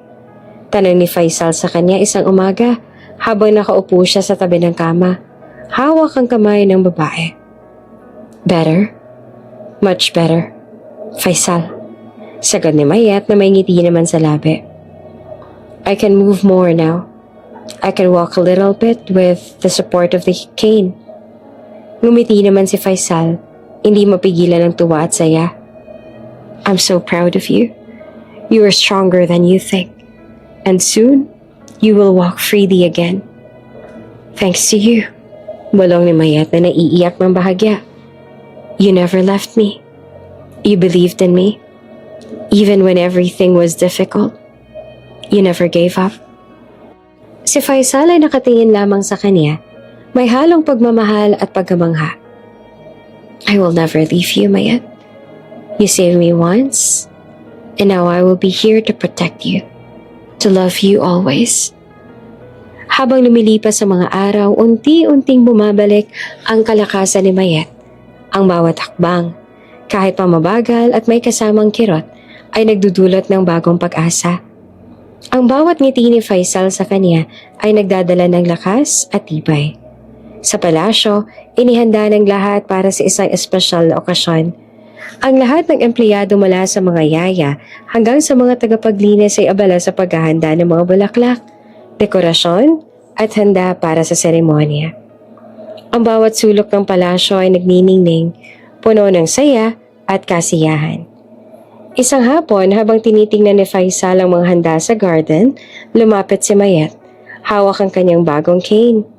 Mas matatag at mas kumikislap ang mukha sa saya. Faisal, everything looks so beautiful. Bulong niya na nakatingin sa paligid. I cannot believe this is happening to us. Ngumiti naman si Faisal. Hinawakan ng kamay at dahan-dahan niya itong niyakap. It is happening because of you.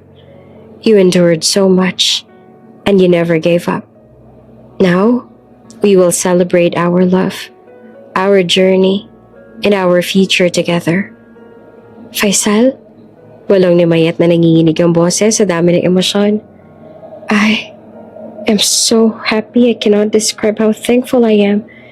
You changed my life. Mayet, sagot naman ni Faisal. Mahigpit ang hawak sa kamay niya. It is you who changed my life. You are the reason I am here. You are the reason my heart remembers everything. Soon, we will be husband and wife.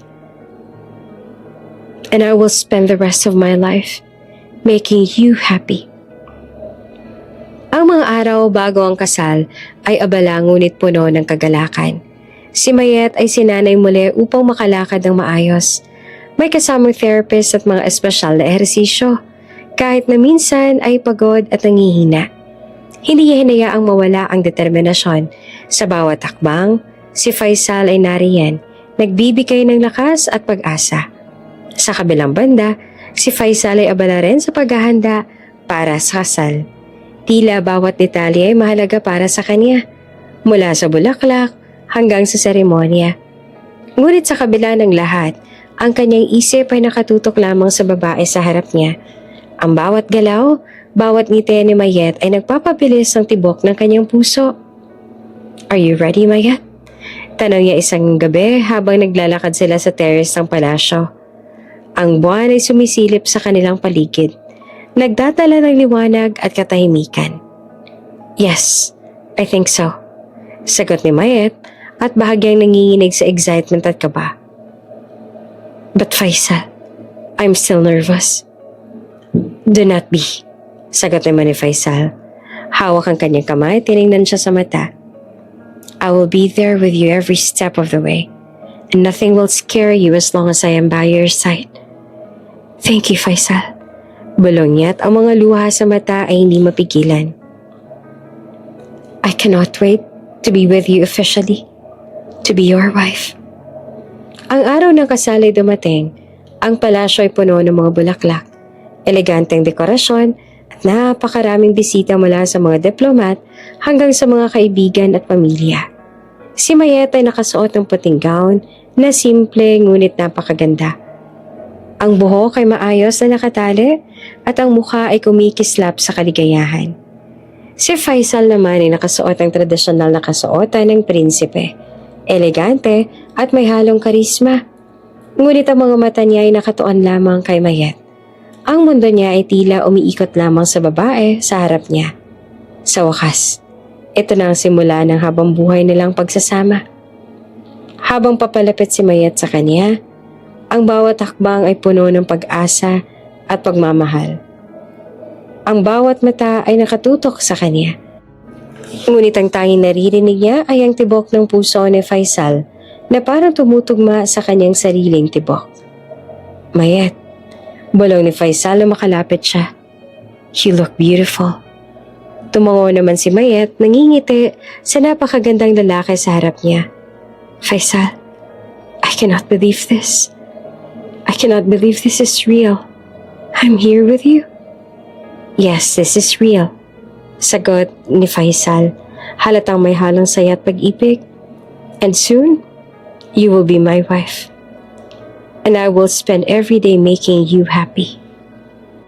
Ang seremonya ay simple ngunit puno ng damdamin. Ang bawat salita ng officiant ay nagdadala ng bagong kahulugan sa kanilang buhay. Ang bawat pangakong binibitawan nila ay parang binabalot sa puso ng bawat isa. At bawat titig ay nagpapahayag ng wagas na pagmamahal.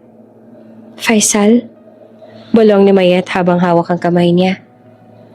I promise to stand by you in sickness and in health, in joy and in sorrow. I will be with you always. And I promise you, Mayet, sagot ni Faisal. Hawak ang kamay niya na mahigpit. I will love you, protect you, and cherish you every day of my life. You are my heart, my soul, my everything. Ang bawat mata sa paligid ay nakatingin sa kanila, puno ng paghanga at kasiyahan. Ngunit sa kanilang mundo, walang iba kundi sila. Ang lahat ng sakit, paghihirap at pangungulila ay napalitan ng pagmamahal at katiyakan. Matapos ang seremonya, sa loob ng kanilang silid sa palasyo, si Mayet at Faisal ay nagkaroon ng pagkakataon na mag-usap ng tahimik. Faisal, bulong ni Mayet na nakatingin sa mata niya. After everything, after all these years, we are finally together. Yes, Mayet. Sagot niya na mahigpit ang hawak sa kamay niya. And I will never let anything or anyone take you away from me again. This is our life, our love, our happiness. Si Mayet ay ngumiti, luha sa mata ngunit puno ng saya. I love you, Faisal. Thank you for never giving up on me. For finding me again. For loving me. I love you too, Mayet. Sagot naman ni Faisal at halatang may damdaming hindi kayang ilarawan sa salita. And I will love you every single day of our lives. At sa sandaling iyon, sa loob ng palasyo na puno ng karangyaan ngunit masigit sa lahat ng pagmamahal, nagsimula ang bagong yugto ng buhay ni Mayet at Faisal. Ang lahat ng hirap at sakit na pinagdaanan ni Mayet ay napalitan ng kaligayahan at katiyakan. Ang prinsipe na minsang nawala sa alaala, ngayon ay nariyan, kasama niya. Handang magmahal at protektahan siya magpakailanman. Pagkalipas ng ilang buwan matapos ang kasal, unti-unting bumalik sa maayos sa takbo ang buhay ng pamilya ni Mayet sa Pilipinas. Ang dating maliit at sirasirang bahay ay napalitan ng isang bagong tahanan, maayos at ligtas, sapat para sa lahat ng kapatid. Nagkaayos na sila ng kanyang mga kapatid, pati na rin ang kanyang ina. Nakapagpatawaran na at nangako magiging matatag bilang isang pamilya. Anak, hindi ako makapaniwala.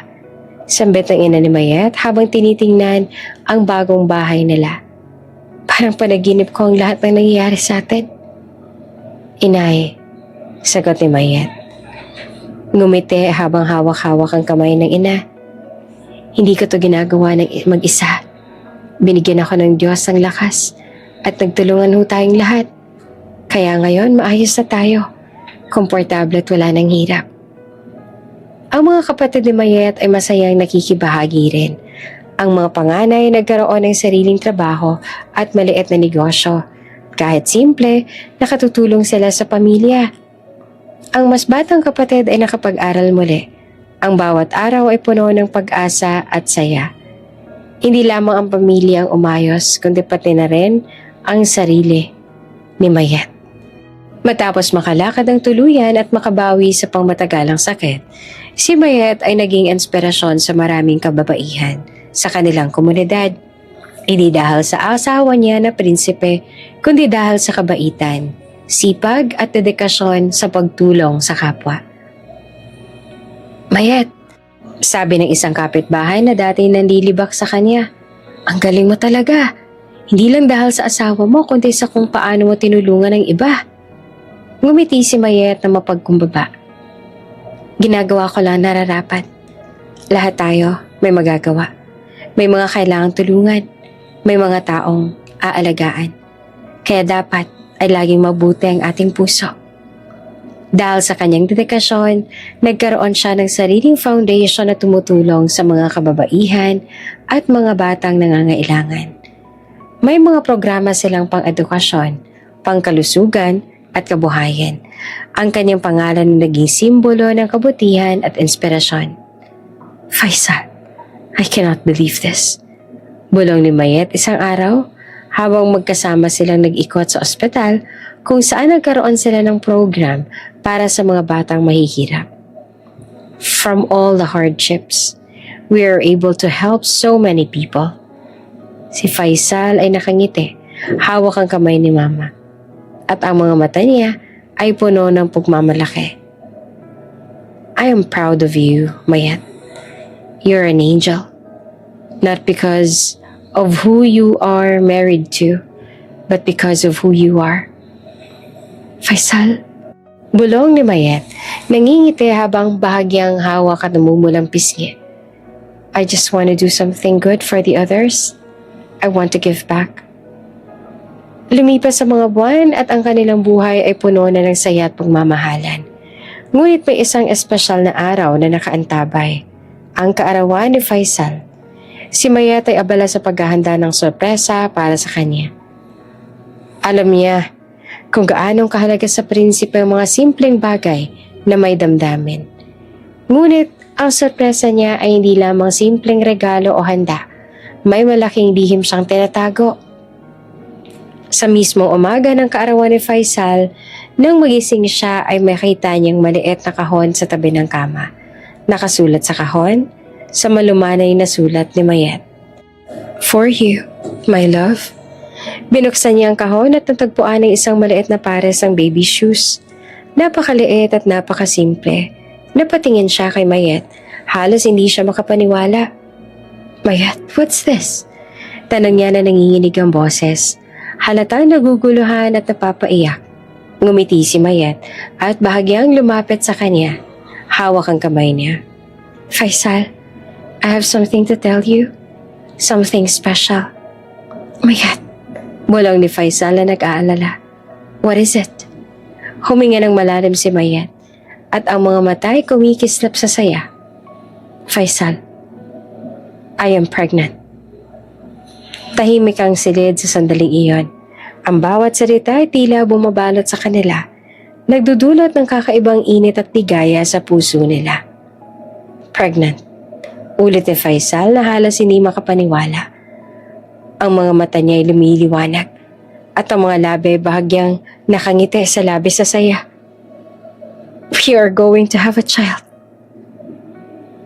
Yes, sagot naman ni Mayet. May halong tuwa at pagkaalala. A child. Our child. Tumayo si Faisal. Dahan-dahan niya niyakap si Mayet. Hawak ang kanyang tiyan ng maingat. I cannot believe this. This is the happiest birthday I've ever had. Mayet, I love you so much and our child. Humalik siya sa noon ni Mayet. At sa bawat halik, naramdaman nila ang buong mundo ay napapalibutan ng kagalakan at pagmamahal. I love you too, Faisal. Bulong ni Mayet, nangingiti at umiiyak sa tuwa. I never imagined our life could be this beautiful after everything we went through. Everything we went through made us stronger. Sagot ni Faisal at mahigpit na niyakap si Mayet. And now, we will start this new chapter together. You, me, and our child. Paglipas ng ilang buwan, nagsimula na silang planuhin ang mga hakbang para sa bagong yugto ng buhay nila. Ang palasyo ay inihanda upang mas maging komportable para kay Mayet at may espesyal na silid para sa darating na sanggol. Ang mga doktor ay regular na tumutukoy kay Mayet upang masiguro ang kaligtasan ng sanggol at ang kaniyang kalusugan. Faisal, I'm a little nervous. Bulong ni Mayet habang nakaupo sa terrace ng palasyo. Hawak ang kamay niya. I hate never been doing this before. Do not worry, my love. Sagot ni Eliza na nakatingin sa kanya na puno ng pagmamahal. We will go through this together. Every step of the way, I will be here with you. I promise. Thank you, Faisal. Bulong ni Mayet. Nangingiti habang hawak ang kamay niya. And I'm so lucky to have you. Not lucky, blessed. Sagot ni Faisal na halatang seryoso. We are both blessed. Blessed to have each other. And now, blessed to have our child. Sa palibot ng kanilang buhay, ang mga araw ay punong-puno ng saya at pagmamahalan. Ang pamilya ni Mayet sa Pilipinas ay masaya rin. Nakikita nilang tagumpay at kasiyahan ng anak nila. Ang bawat sulok ng bahay ay puno ng tawanan at ngiti. At ang bawat araw ay may bagong pag-asa. Sa palasyo, si Mayet ay naging inspirasyon hindi lamang sa mga kababaihan kundi sa buong bansa. Ang kanyang foundation ay lumalawak at ang kanyang pangalan ay hindi lamang simbolo ng asawa ng prinsipe kundi simbolo ng kabutihan, sipag at pagmamahal sa kapwa. At sa araw ng kaarawan ni Faisal sa gitna ng sorpresa, luha at ngiti. Napagtanto nila pareho na ang buhay ay may sariling paraan upang magbalik ng lahat ng kabutihan sa mga taong matatag at tapat. Ang pagmamahalan nila ay hindi lamang bunga ng pagkakataon, kundi bunga ng pagsasakripisyo, pagtitiis at wagas sa damdamin. Happy anniversary, Faisal! Bulong ni Mayet, hawak ang kanyang kamay. And happy first birthday to our child too. Si Faisal ay ngumiti, hawak ang kamay ni Mayet ng mahigpit at sa loob ng puso niya. Naramdaman niya ang kabutihan ng kaligayahan. Thank you, my love. You make my life complete. I love you, Mayet, and I cannot wait to start this new chapter with you. Lumipas ang maraming taon mula nang muling magtagpo sina Faisal at Mayet. Ang dating malait na masalimuot na mundo ni Mayet ay napalitan ng isang tahanan na puno ng tawanan, pagmamahalan at ligaya. Ang palasyo sa Dubai ay naging tahanan hindi lamang para sa kanila, kundi para sa kanilang pamilya, mga kaibigan at sa lahat ng kanilang minamahal. Si Mayet at Faisal ay nagkaroon ng 3 anak. Bawat isa ay may sariling kulay at personalidad, ngunit lahat ay pinapakita ang pinagalong kabaitan at tapang ng kanilang ina at ang dignidad at pagmamahal ng kanilang ama. Isang umaga, sa ilalim ng maliit ngunit maaliwalas na araw, naglalakad si Mayet sa malawak na hardin ng palasyo. Kasama ang kanilang anak na 3 taong gulang, si Ayaan, at ang nag-iisang babae na anak na 5 taon, si Liana.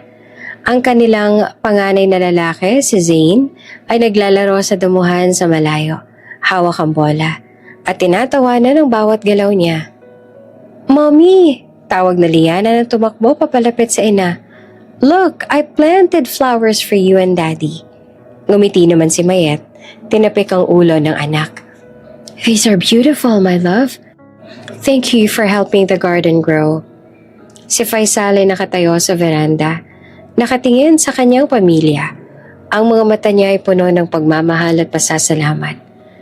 "Look at them, Mayet. They are growing fast." Bulong niya na tumatagal ang tingin sa kanyang asawa. "Yes," sagot ni Mayet. Hawak ang kamay ni Faisal. Inaangat ang daliri para maglakad patungo sa kanya. "And they are just like you. Kind, brave, and full of love." Si Faisal ay ngumiti. Hawak ang mukha ni Mayet. "And they're like you too. Full of heart and strength. Just like the mother who saved my life so many years ago." "Faisal," balong ni Mayet na napangiti sa alaala ng nakaraan. "Do you remember that time when everything seemed impossible?" Ngumiti si Faisal at humarap sa kanya ng buong puso. "Yes, of course, I remember. But look at us now. Look at what we built together. Our family, our home, our life." Ang mga anak nila ay tumakbo sa paligid, nagtatawanan at naglalaro. Si Mayet ay nananatiling tahimik sandali. Pinagmasdan ang bawat galaw ng kanyang pamilya. Ang puso niya ay punong-puno ng pasasalamat. "Mommy, Daddy!" sigaw ni Zane habang tumatakbo papalapit sa kanila. "Can we go to the beach today? Can we swim?" Ngumiti naman si Faisal at hinawakan ang kamay ng bunso. "Of course, son. Let us make today special just like every day should be." "Yes!" Sabay na sigaw ni Liana at Ayan. Tumalon sa paligid. Si Mayet ay tumawa. Napangiti ng malakas. "You three are my greatest treasure." Bulong niya na yumakap sa kanilang lahat. Si Faisal naman ay yumakap din sa kanila. Masayang masaya. "And you are mine, Mayet. You saved me. You loved me. And now look at all that we have. We have a beautiful family and a life full of happiness." Sa palasyo, may espesyal na handa para sa kanila. Ang mga bulaklak ay sariwa. Ang liwanag ng araw ay pumapasok sa bawat sulok. At ang hangin ay nagdadala ng sariwang simoy. Ang mga alaga at mga staff ay masayang naglilibang kasama ang pamilya. Ang bawat sandali ay puno ng halakhak at saya. Si Mayet ay tumingin kay Faisal, bahagyang nauupo sa tabi ng kaniya.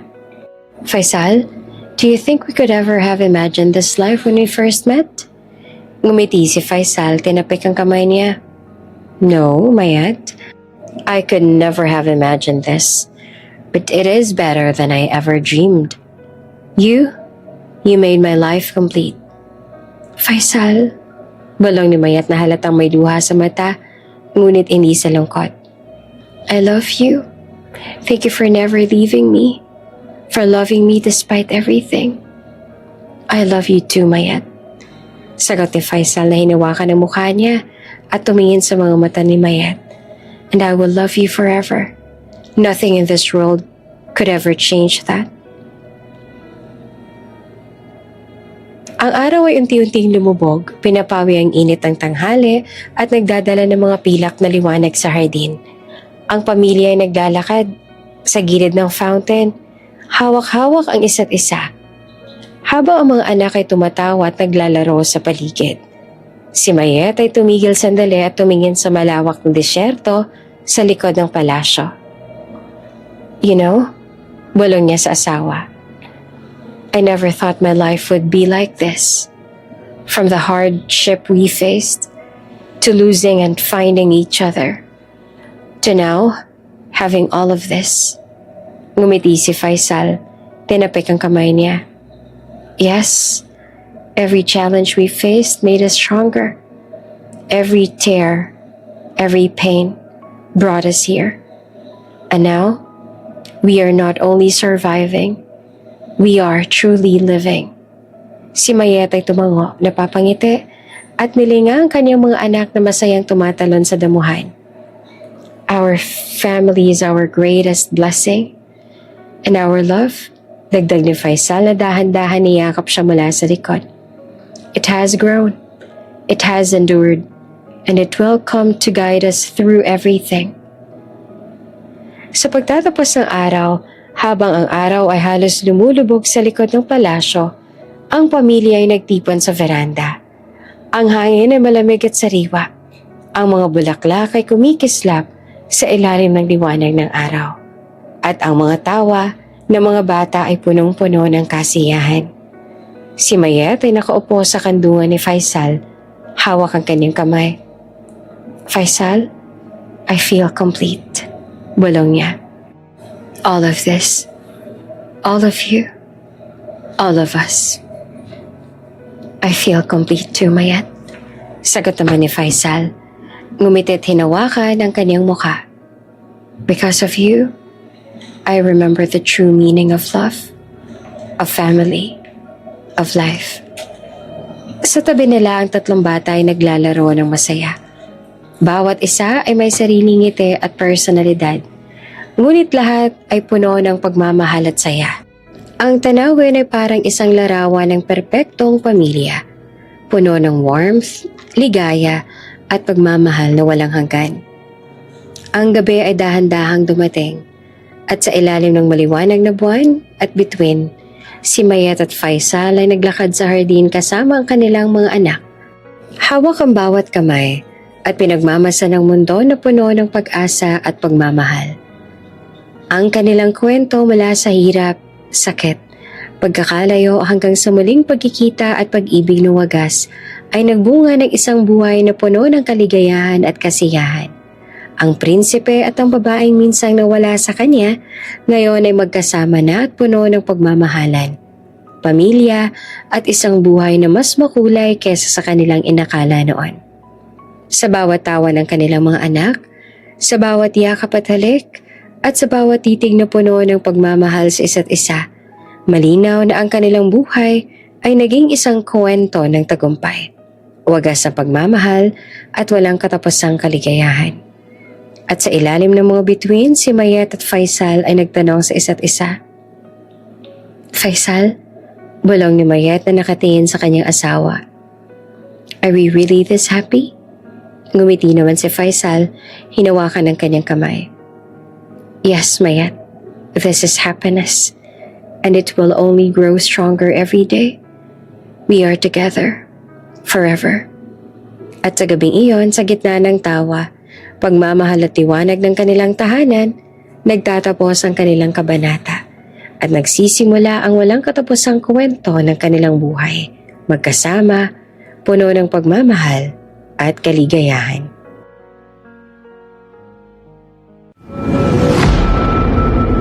Bago ka pa lang sa channel na ito, Ate Jane TV, huwag kalimutang pindutin ang notification bell and subscribe button.